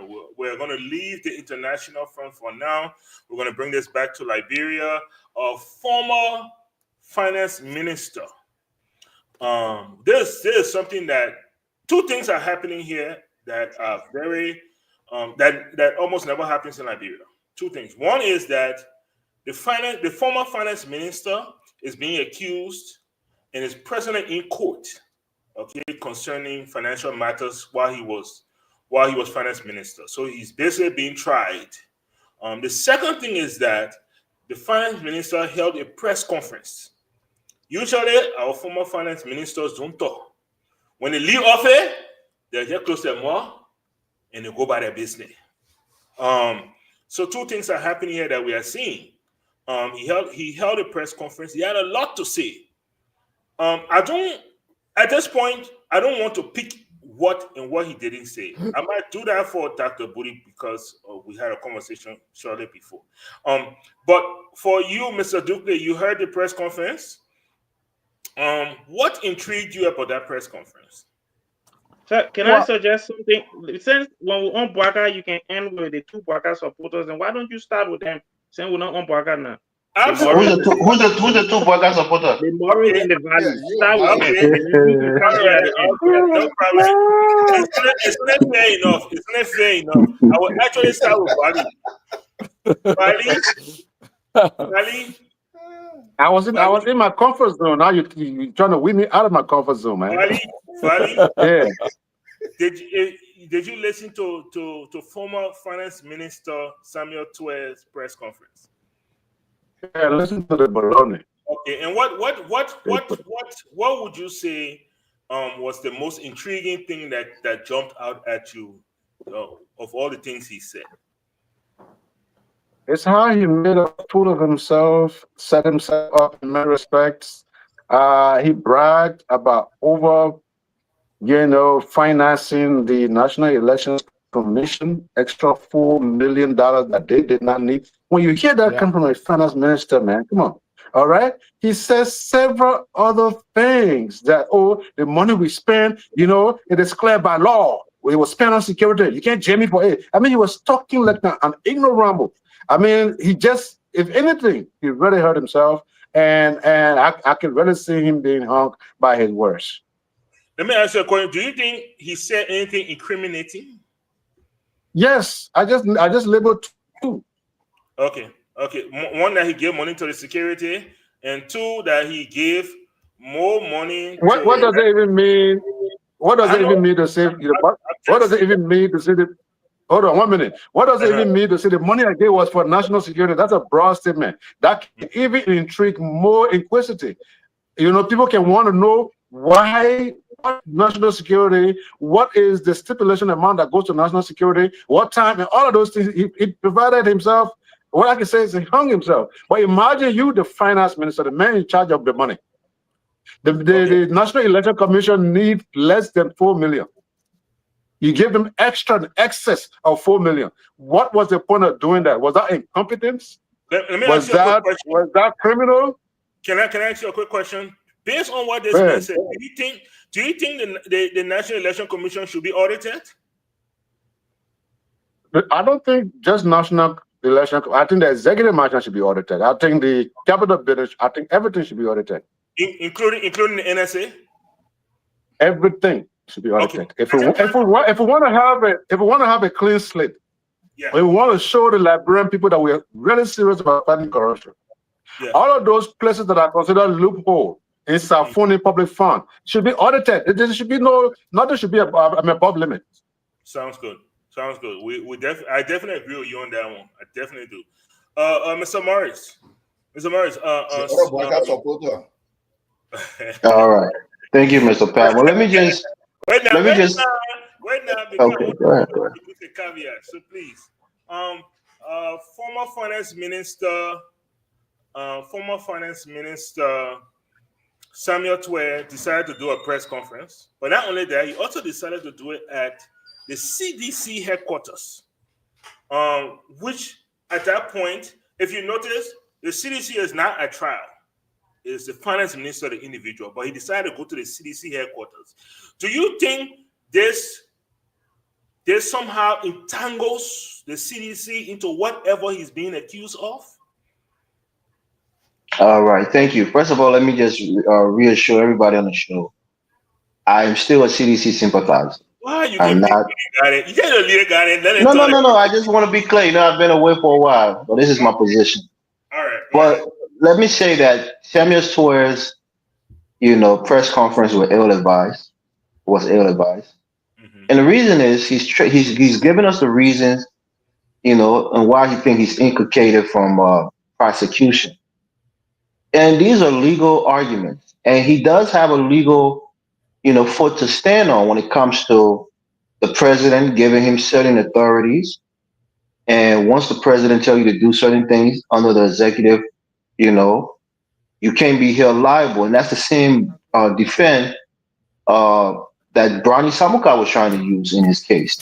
That was under the instruction of Ellen Johnson Sirleaf that he took the monies, and thereby he shouldn't be held liable because it came from the chief, administrator of the country. So I think those are strategies he should discuss with his lawyers and see how best they can utilize that argument in the court of law. And if he's really lucky, President Weah would come there on his behalf and say, yes, I told him to use these monies. I told him to, I instructed him. He was working under my directive. And as such, a lot of these things were wipe, were kind of wipe, slide off for him. And that's the case he's trying to make. But you don't make these cases in the public. You use them in the court of law to make your case. But I think he's using this to try to say that they're trying to witch hunt him as a sedition.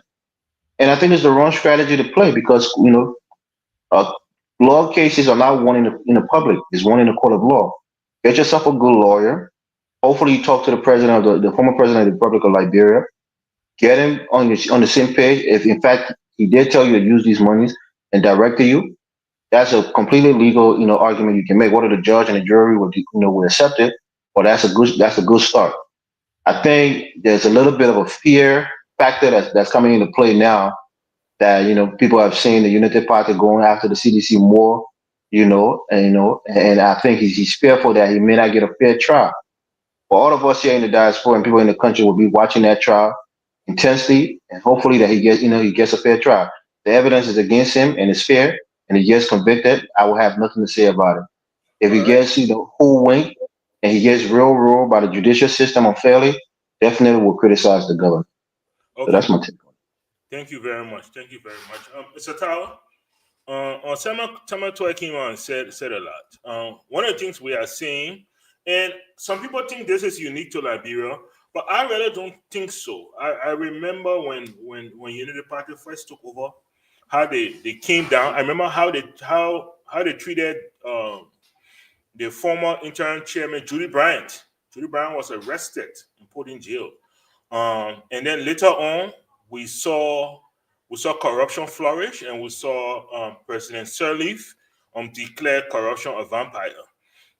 We saw when President Weah took over, we saw members of the central bank were paraded in orange jumpsuits in front of the public, and the Solicitor General of Liberia, what his name, Serenius Cephas, I believe that's his name, declared that was it $4 billion that was going to be retrieved, and that we will get used to seeing former officials hauled before the media in handcuffs and jumpsuits.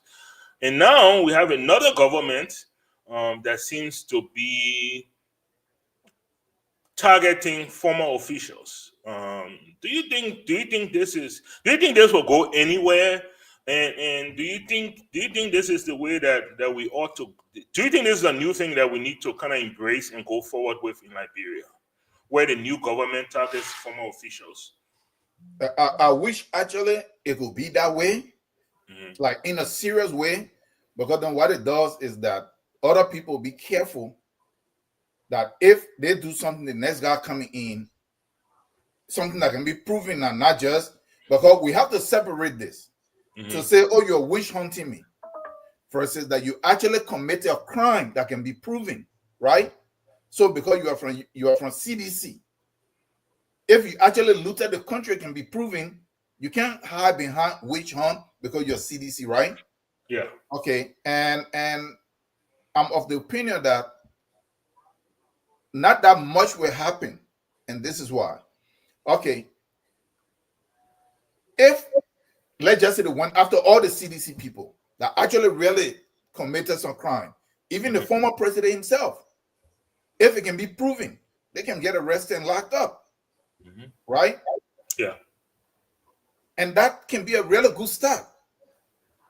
And the question will be, but well, hold on. They are stealing right now. So why can't they start now? But guess what? If they are stealing, but they can go after the other people, guess what? When CDC come to power, they're going to go after them. So in that process, what they do is they start neutralizing each other, messing each other up, and then you will see everybody will try to be careful, right? But the reason that I believe that really not going to lead to much is because they didn't say they know they're stealing. So most of the cases, they put it out there to kind of just bounce it around, and then it kind of died down, right? That's just it. I have not seen the Summit Tour interview or anything, but just like Mr. Morris and Mr. Vali said, is that Twain is Getting making better. all kinds of noise that he can put out state secret and all of this stuff. What is that supposed to really mean? What state secret do you know? And if you say that the president gave me instruction from the president, don't give you instruction because for you to put money anywhere, that you are even admitting more crime if that is what he actually said. Then you are incriminating even the president. That the former president might try to actually distance himself from you because this money is supposed to be allocated through budget and other stuff.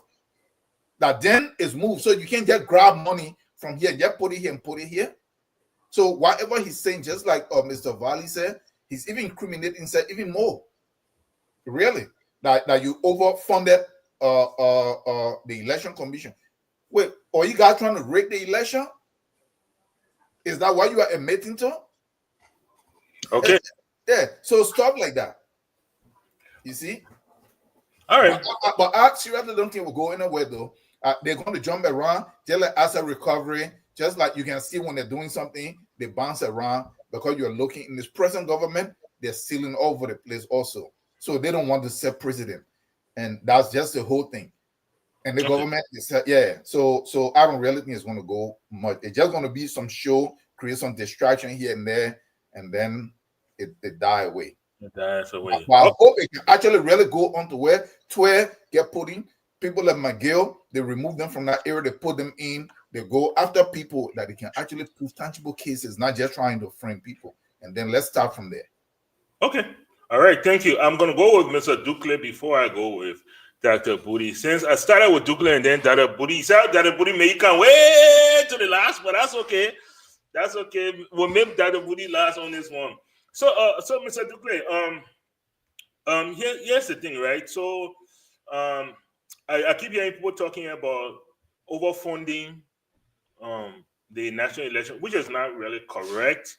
The National Election Commission requested a certain amount from finance. Finance sent a budget back to them and told them the money too plenty, reduce the money. And so they reduced the money, and the money was not enough. So they sent back to the finance ministry and said, the money you're sending is not enough. At least try to get off 4 million. And they say, okay, we'll send you 8 million. I don't see that as a crime, but that's just me. That's just me. What I want to hear from you, what I want to hear from you is off-budget spending. It's something that has been highlighted, right? We saw it in the last government, millions and millions of dollars of off-budget spending. We've seen it in this government. We talk about the legislature, right? And the Public Accounts Committee that budgeted $3 million. And they end up spending $17 million out of the entire budget. They spent $17 million. And we see this continuing happening. So my question to you is, should the former officials of government feel targeted and witch hunted for what we consider crimes when this present government, you are muted, when this present government is doing the same thing? Yeah, thank you, Mr. Padmore. In fact, before delving into that question, you have to take into account that Liberia post-war Liberia has post-war Liberia does not have a good track record when it comes to fighting corruption. Yeah.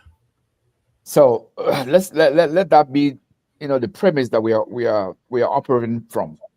With that said, look, I listened to the entire video of Mr. Toy. What I took from what I heard was that he just exposed the CDC government and the cabal that were in place to siphon the Liberian people money, the ineptness of George Weah and his ministers and his lieutenants, and the way they were stealing. That's all what he exposed. And so probably the most logical thing I've ever heard from a supporter of CDC is what I heard today from Evan Morris. That he was ill-advised. If he has an argument to make, he should make it in a court of law. And so all he did in that interview, he only exposed himself and the unity and the CDC government. And so because there is no good track record of any post-war government of Liberia, this is not any different. Scott Turner is not going to be any different from what has happened in the past. You heard about all these, scandals, the rice scandals and all the corruption that, the fact that Liberian people elected George Weah, that was the first problem. George Weah had zero clue about governance.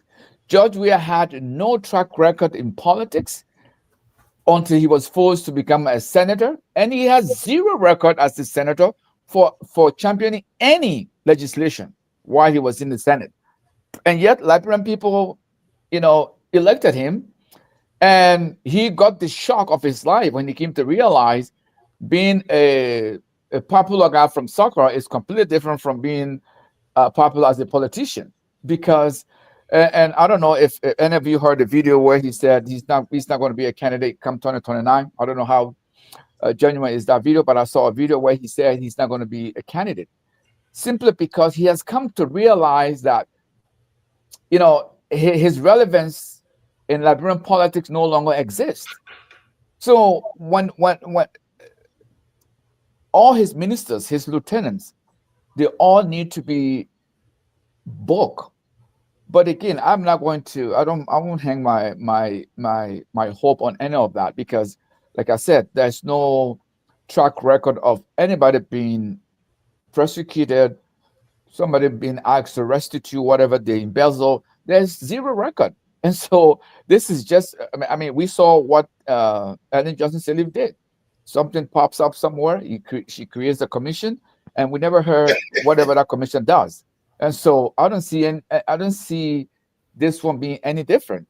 But I can say, usually when budgetary allocations are made, in that allocation they usually have a contingency plan. They usually have everything in that budget. So when they say we need 4,000, we need 4 million, 4 million will include all the things that they need. So to give them extra 4 million that they didn't ask for, it just tells you how they were operating. It just tells you how the CDC government was handling the Liberian people money. They didn't care. Look, and that was why they were all caught flat-footed. They did not expect to be defeated the way they were. So some of them were planning on, let's go to our second term, then we can do some of the things that we need to do. So the fact that they got the shock of being defeated, they were not prepared. So what you saw Samuel Toba talk about is what they were doing as a government. Since when national security become something that we cannot audit, we cannot talk about. But that is the vehicle through which their corruption scheme was effective, because it's a national security. We can't talk about. Okay. I am sorry. I had to cut you. Yeah. But I want to give you 10 quick seconds, right? Yes. And because of where you are going. Our president said our president ordered an audit of the NSA, and then he immediately took it back.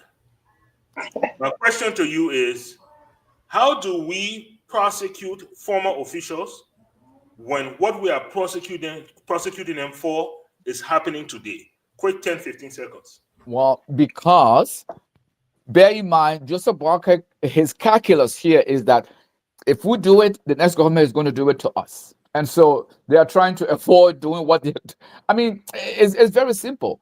I mean, why should to audit and to to look at how money were expended, what money was spent. That's is the normal best practice where every government does. You audit, then the purpose for the audit is to improve efficiency and accountability. But it's only in Liberia that when you talk about audit, it becomes witch hunting, because they know they themselves, they are not clean. They know that they've stolen money. They know they have done things that they shouldn't be doing. So when you talk about audit, it's almost like a taboo. It's not witch hunting, but it's clear. I don't know if you guys heard about. There was another recording where a former staffer of the Ministry of Foreign Affairs was talking about this very right thing here. How when it came about, he tried to talk about it, and Kimaya kind of sort of avoided talking about it. I mean, this guy is talking about things that they were doing. So if you look at the totality of the CDC, they were just a bunch of thieves with titles as ministers and directors. That's all they were doing. They so did much. not. I mean, George Weah was a soccer player, and he did very well. What did he do to improve soccer in Liberia in his 6 years he was there? What did he do to improve soccer when he was senator? Nothing. Absolutely zero. Nothing. Okay, thank you so much. We will not go in that argument. I'm just saying. I know. People will have their opinions, but anyway, Dr. Booty, we come to you. So Samuel Twe had a press conference. He talked about his reputation being maligned. He talked about a lot of false information and propaganda being put out there by Unity Party to make him look like the devil. And he also talked about some of the good things that he believes that his government did. But he's on trial. What do you think? Do you think that a man on trial should be holding press conferences? What do you think about Liberia putting its former finance minister on trial? First of all, I'm going to ask a favor from you. So if you can mute the two Unity Party people, just so they don't interrupt. No, that's not going to happen. That's not going to happen. Because he's already interrupting me, right? He's already interrupting me. That's why I have to protect the speech, right? Yeah. So I think, first of all, I'm going to try not to be personal. And I think it is not just in Liberia where when public figures are being investigated, or where they've been prosecuted for alleged crimes, and they believe that the system is corrupt and the system is out to get them and they can't get a fair trial, that they try to win the case in the court of public opinion. It's not only in Liberia, it happens in the US, it happens in the West, in many countries in the world, right? So I don't think it's ill-advised, as it has been said on the show, for him to go out there. If we look at what is happening in terms of what some of us have been calling for, in the whole handling of the fire at the arson case at the Capitol and how it's been mismanaged by the Liberian justice system. And we said, look, we need an independent prosecutor. Even way before the opposition parties could come together to talk about it, some of us have been calling for that. It's because we don't trust the system. We don't trust the judiciary to carry out a fair adjudication of this matter so that we all can be confident in the outcome. Which is why Mr. Twe believes, and I support him for going out and trying to win the case in the court of public opinion, muddy the waters, so that by the time it go to court, nothing, because you don't trust the people who are managing the case. Now, the second thing I want to talk about is, look, my understanding of our system of governance is that the legislature, through the House of Representatives, are the people who control the purse. Right? They control the purse. So they will have to approve budgetary spending for the government of Liberia. The Minister of Finance job is basically to pay. He a paymaster kind of thing, right? So they tell you, pay the person this money, pay the person that money, pay the person this money, pay this person that money. And basically that's what he should have been doing. But this is the point I want to end up on. And I know both Unity Party people have ran away from the chat. But the point I want to make here is, look, anything, right? Or this is, I think the phrase is something half done is something not done, right? Something half done is something not done. What the Unity Party government should have done, if they were serious about going after corruption, was going back and looking at, because the GSC Act of 2014 makes it clear that the General Auditing Commission should conduct audit of all government entities, including the legislature, regularly. Yeah. Look at all of the audits that have been completed. That's where I will start. Go and look at the audits.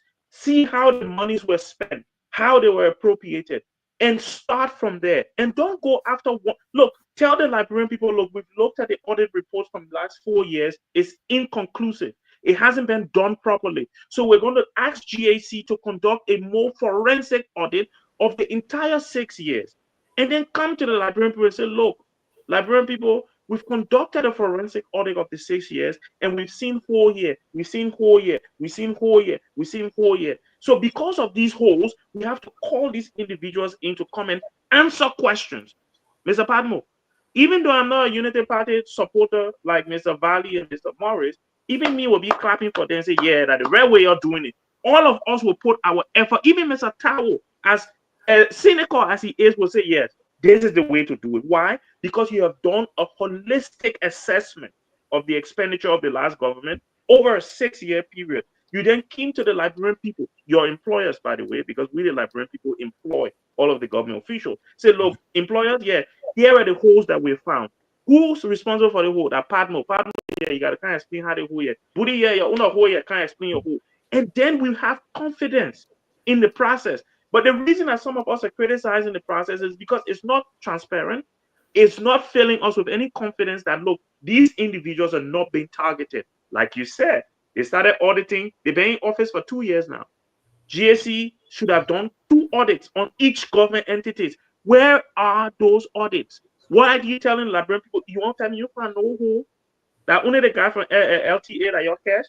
And Mama Sa, I know what the girl from Nokada. That only 2 people your cash? All the other you do only 2 of your people your cash? And how do you expect us to trust what you're doing? So they need to go back to the table, Mr. Valley. Tell your people, let them go back to the table. Let them do a holistic assessment of the 6 years. Let them tell the Liberian people what the findings are. And then based on those findings, you say, okay, we need to go after A, B, C, and D. If Mr. Budi comes and he can't answer the question correctly or to the satisfaction of the prosecutors, then you're taking the court. So go explain it in the court because we believe you stole the money.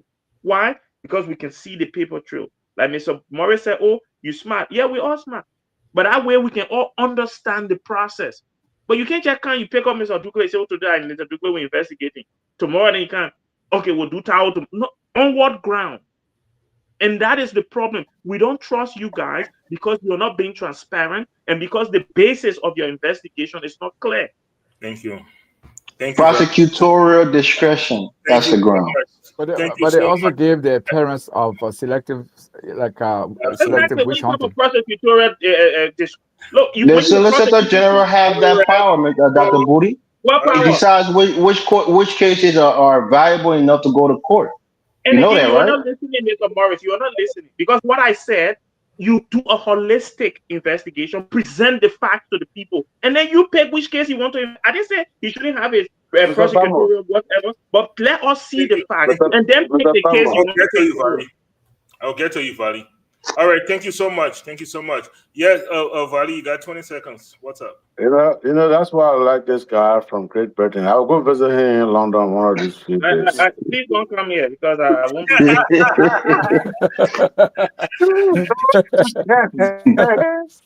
That guy can just be talking plenty.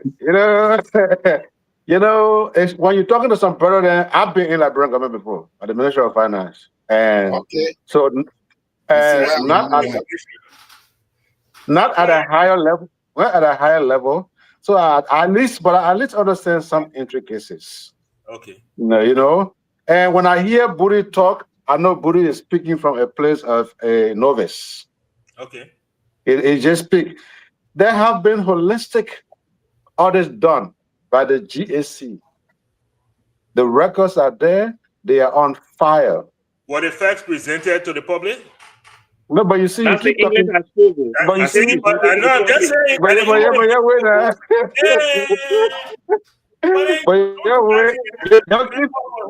You can't just pick. That's what I'm saying. The audits are presented to the legislature, not to the public. Y'all keep saying public. We got 8 minutes. You're away from me now. Y'all keep saying public. There is a protocol here. There is no rules there that says right after the audit, you must go to the public. That's not what it says. There's a reason. I'm coming now. I'm coming. There's a reason why you. Let me talk. Mama close. Go ahead. There's a reason why you go to these elections, quote unquote, by elections, and blah blah blah, to elect representatives and senators and stuff like that. These are some of the reasons, and that's why you should pick cleverly who you want to elect as your representative or senator. The law requires that when the audit is done, holistic audit. Let me use the PhD's word. Holistic audit, because they audit the entire comprehensive audit. Hey man, I will. Comprehensive Comprehensive audit. The law said carry it to the House, to the legislature. The legislature then is the one who's supposed to even talk to you. The auditor general not get no business with you. He get nothing to tell you. They have no responsibility to come to the public. Now, here's the thing: when those audits are documented, they are on file. The Solicitor General or the Ministry of Justice will carry these cases to court based on which one they know they can actually prove in the court of law. It is embarrassing to go to court on corruption issue as a government, and the person you take to court win. The second person win. The third person win. Everybody beating the government. It makes it difficult to fight. Okay. That's why it's a meticulous thing. They take their time to gather evidence. Sometimes they gather evidence, they review the evidence, they ask themselves, this evidence, they look like evidence, but we don't think we can win this. Sometimes they trash that evidence and start all over again. It's a process, buddy. It's not that simple. I agree with you. I absolutely agree with you there. I think the Unity Party. You were giving Bali the last word on Unity Party issues. Now Unity Party issues getting last word again. No, that's okay. Because I agree with him, so I'll leave it at that. I do what I will say on this before we go into our closing. So, gentlemen, we're going to go into our closing. So prepare yourselves. And then while you give your closing, please, if you could just touch on what people are identifying as the fastest growing political party right now, the CMC, Musa Bilite's party. Let me just break it down quick. But what I will say is that the Unity Party, I think they bit off more than they can chew. I think going after the finance minister as their first target was too much. I think they should have gone for some lower ones, low-hanging fruits before they get to the finance minister. I think they have one shot at this.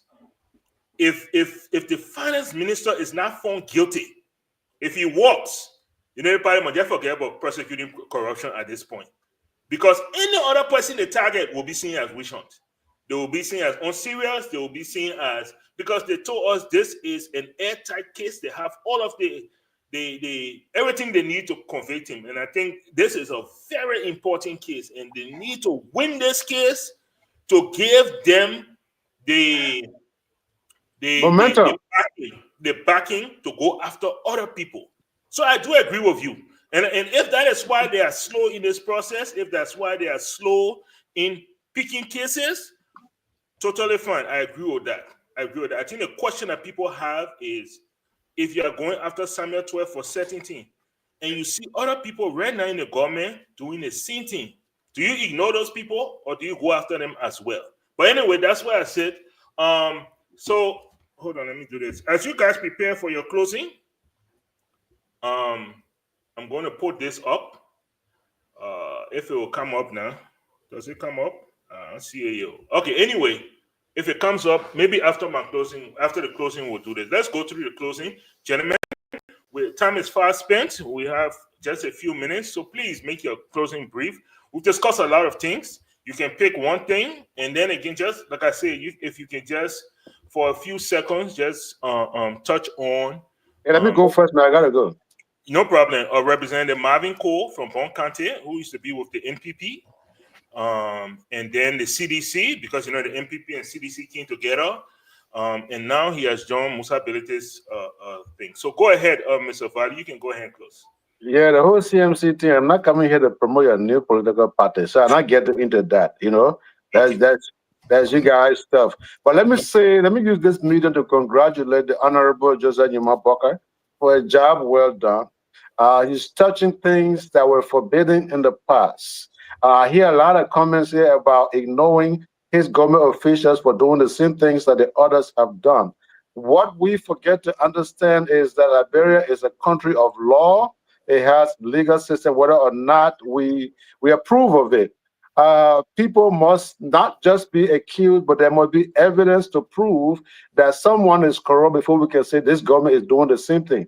In any case, we see the LRRC, we see the NOCAS issue, we saw the fishery, we see LCA, we're seeing a lot, even at the Monrovia Consolidated School System. There are many, many, many, many in this government that have left either through suspension or somewhere or resignation. For us to be blinded and not see those things actually happening and still proclaim here that these people are being ignored, I can't see that. But all I can say is thank you for having me. Liberia is the single common denominator, and let us continue to do what we're doing. We will fight sometimes, but it's a necessary fight. Thanks for having me, guys. Thank you so much, Vali. Thank you so much for joining us. We appreciate you, and we look forward to more interactions. Yes, sir. Okay. Okay. So therefore, Tao, let's just go straight to you. Yeah. Where you're closing. This was an interesting show today. Welcome back, Mr. Morris. I know sometimes after being here for a while, you get burned out. You kind of just think you need to go. I've reached that point also. And for me, I reached that point because I think we'll come here and we just talk. And the talking is good.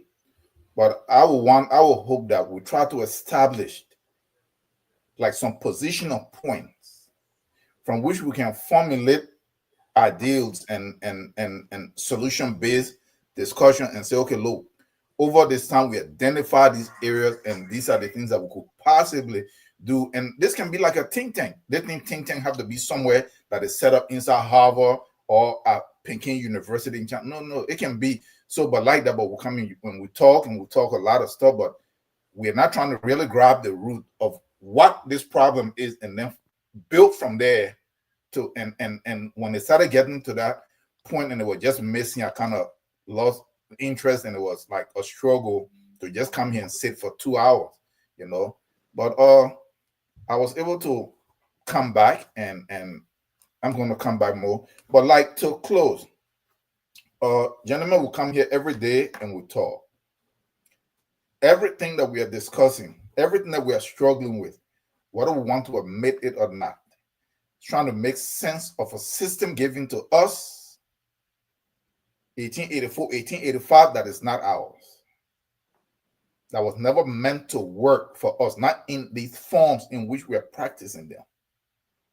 Never. It was put together. It was meant for us to be used as an area to extract resources and a place to consume finished goods. It has never been deconstructed, and that is why we come here every day. Look, people that are versed within their own culture and tradition from within their own social structure don't treat each other this way. It's a level of self-hatred. We are not aware of ourselves and have no real interest in ourselves. There is no vested interest that we sit down and we just, anybody that get in there, you just see everything. We need to go back and look. Why is it that, look, it doesn't matter. Any of us here will end up in any of these governments. There are two things we'll do. We either be part of the corruption or we look at it and we leave. We say, no, I'm going to resign.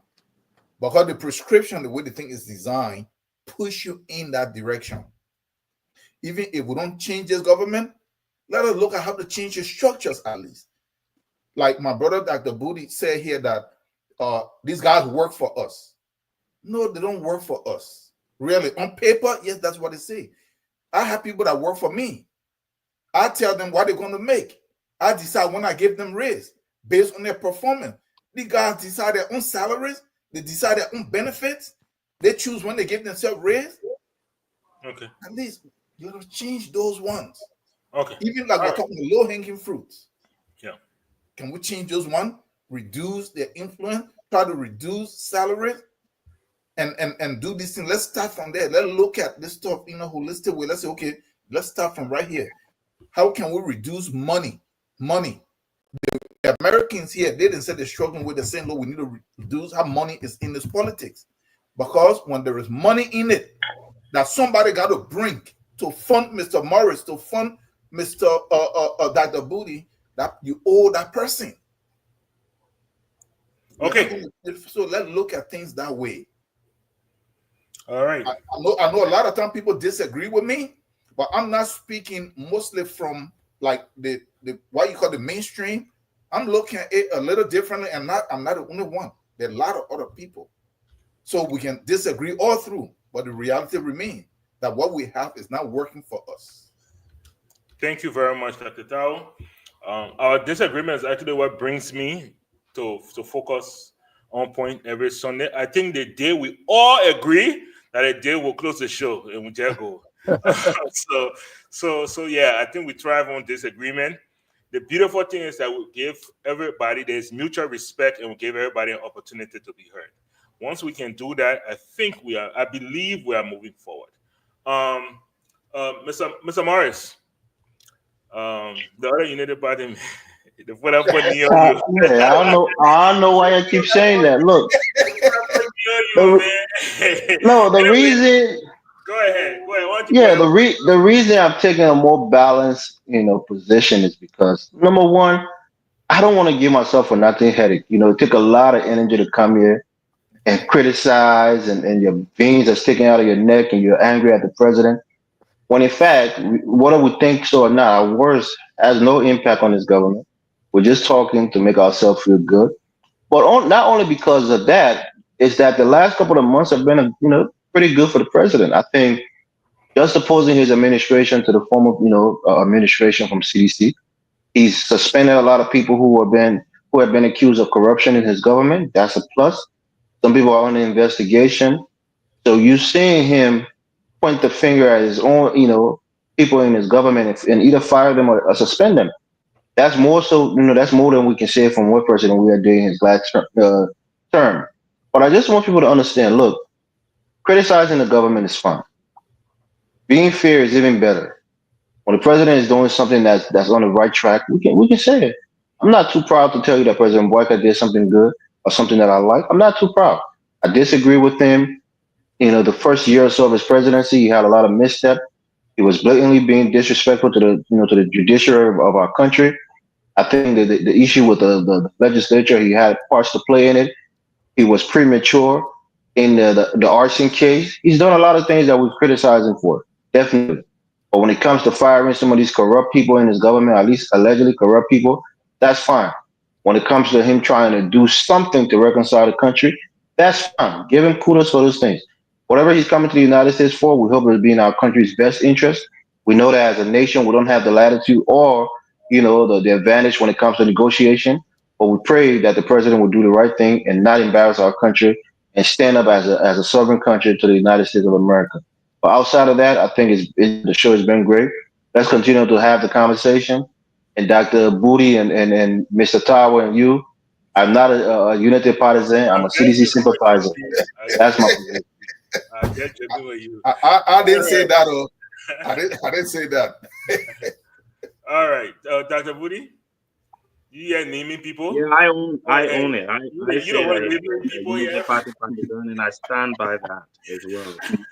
I think first of all, there are two things I'm going to say. Firstly, some of us might have higher standards than maybe Mr. Morris, right? That's why building a memorial, suspending, not firing, suspending a couple of people, including someone that you illegally put in at LTA, is not enough for me to start clapping for you, right? But for you, obviously, that's your right. You have the right to clap because obviously maybe your standards are a bit lower.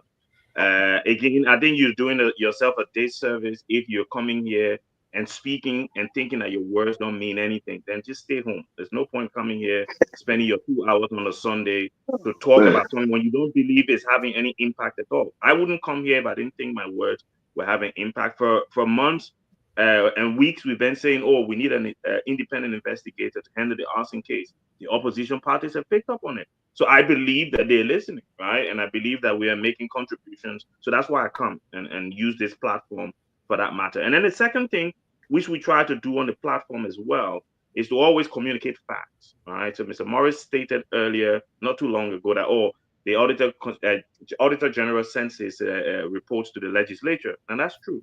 But I'll just read the actual one paragraph, not even paragraph, a couple of sentences from Section 4.2 of the 2014 General Auditing Commission, Chapter F. It says, immediately upon audit report being submitted and received by the legislature with copies to the President of the Republic of Liberia, they shall be made public by the Auditor General by including them and blah, blah, blah, blah, blah, blah. So it's not just the legislature and the president are supposed to, they shall be made public. So when I said make them public, I wasn't speaking because I'm stupid. I was speaking because I've read it, and that's what it says in the law. So let them make it public. They shouldn't just give it to the legislature.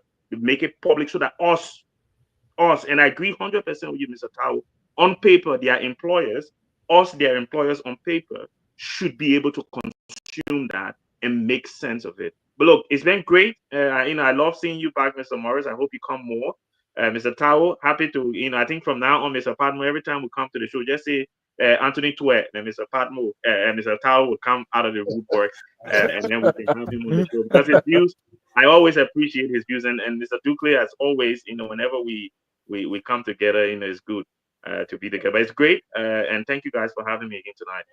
All right. Thank you so much. Mr. Dukley, we have 2 minutes. Go ahead, Chief. Just because I'm not a Unity Party partisan, is that why you're giving me 2 minutes? That's okay.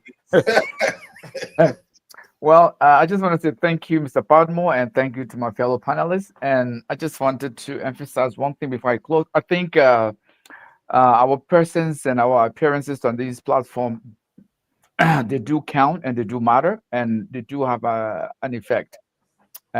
One example you just cited is one of those, and I've actually seen on other platforms where people have picked up on some of the things that we've talked about and make direct reference to some of the panelists here.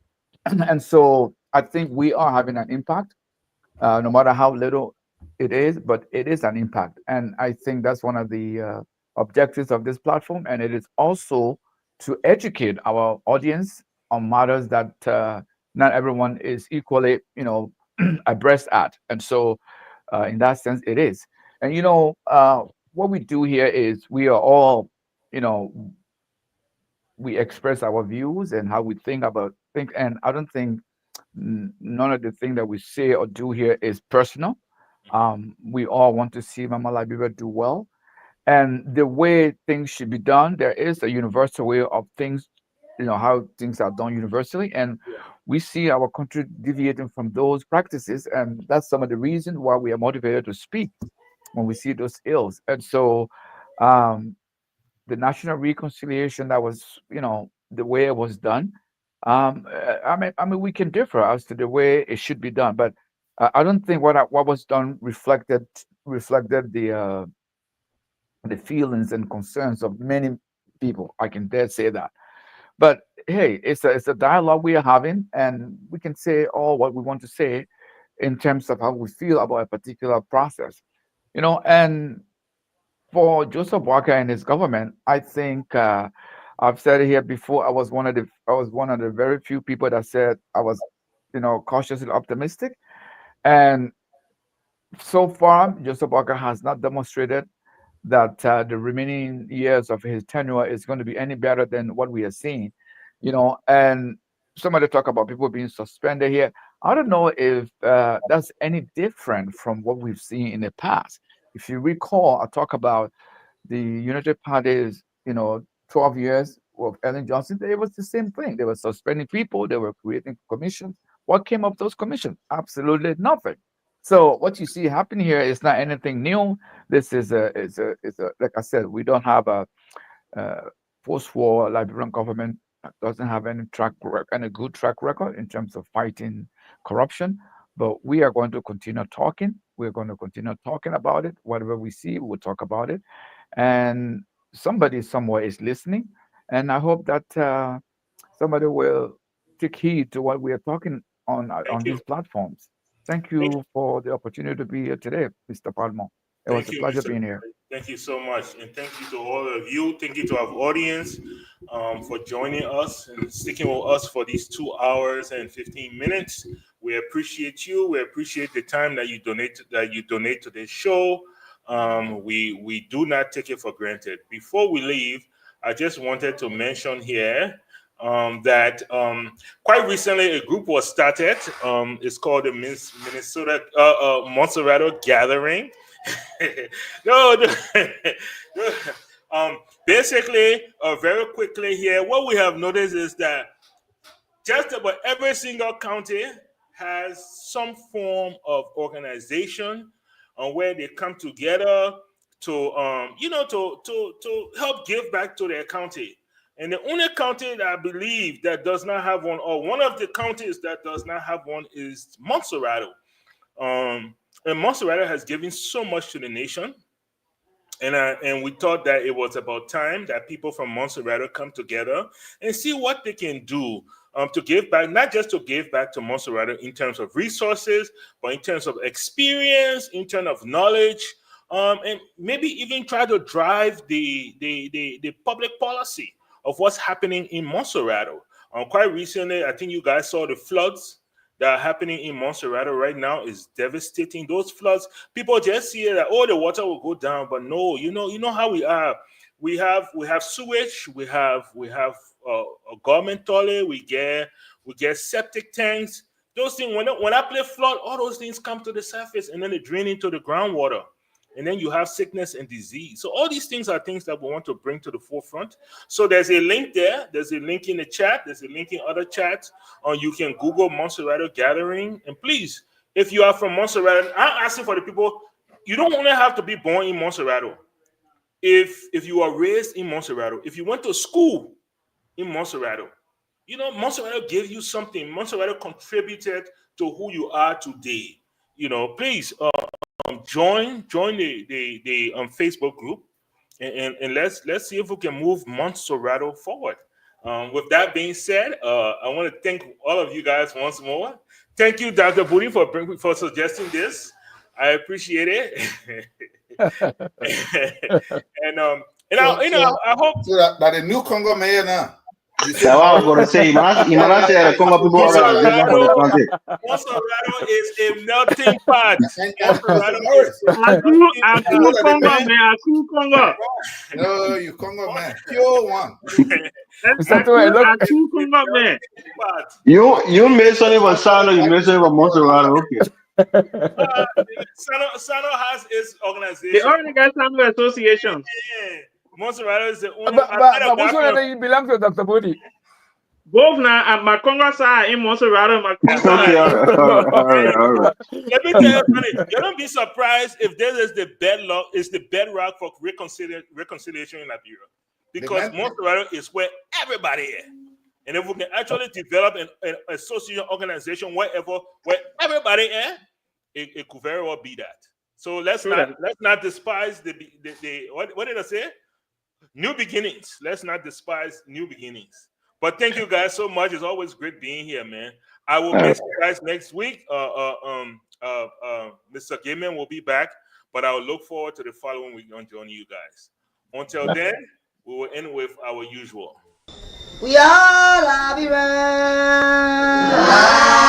Liberia is our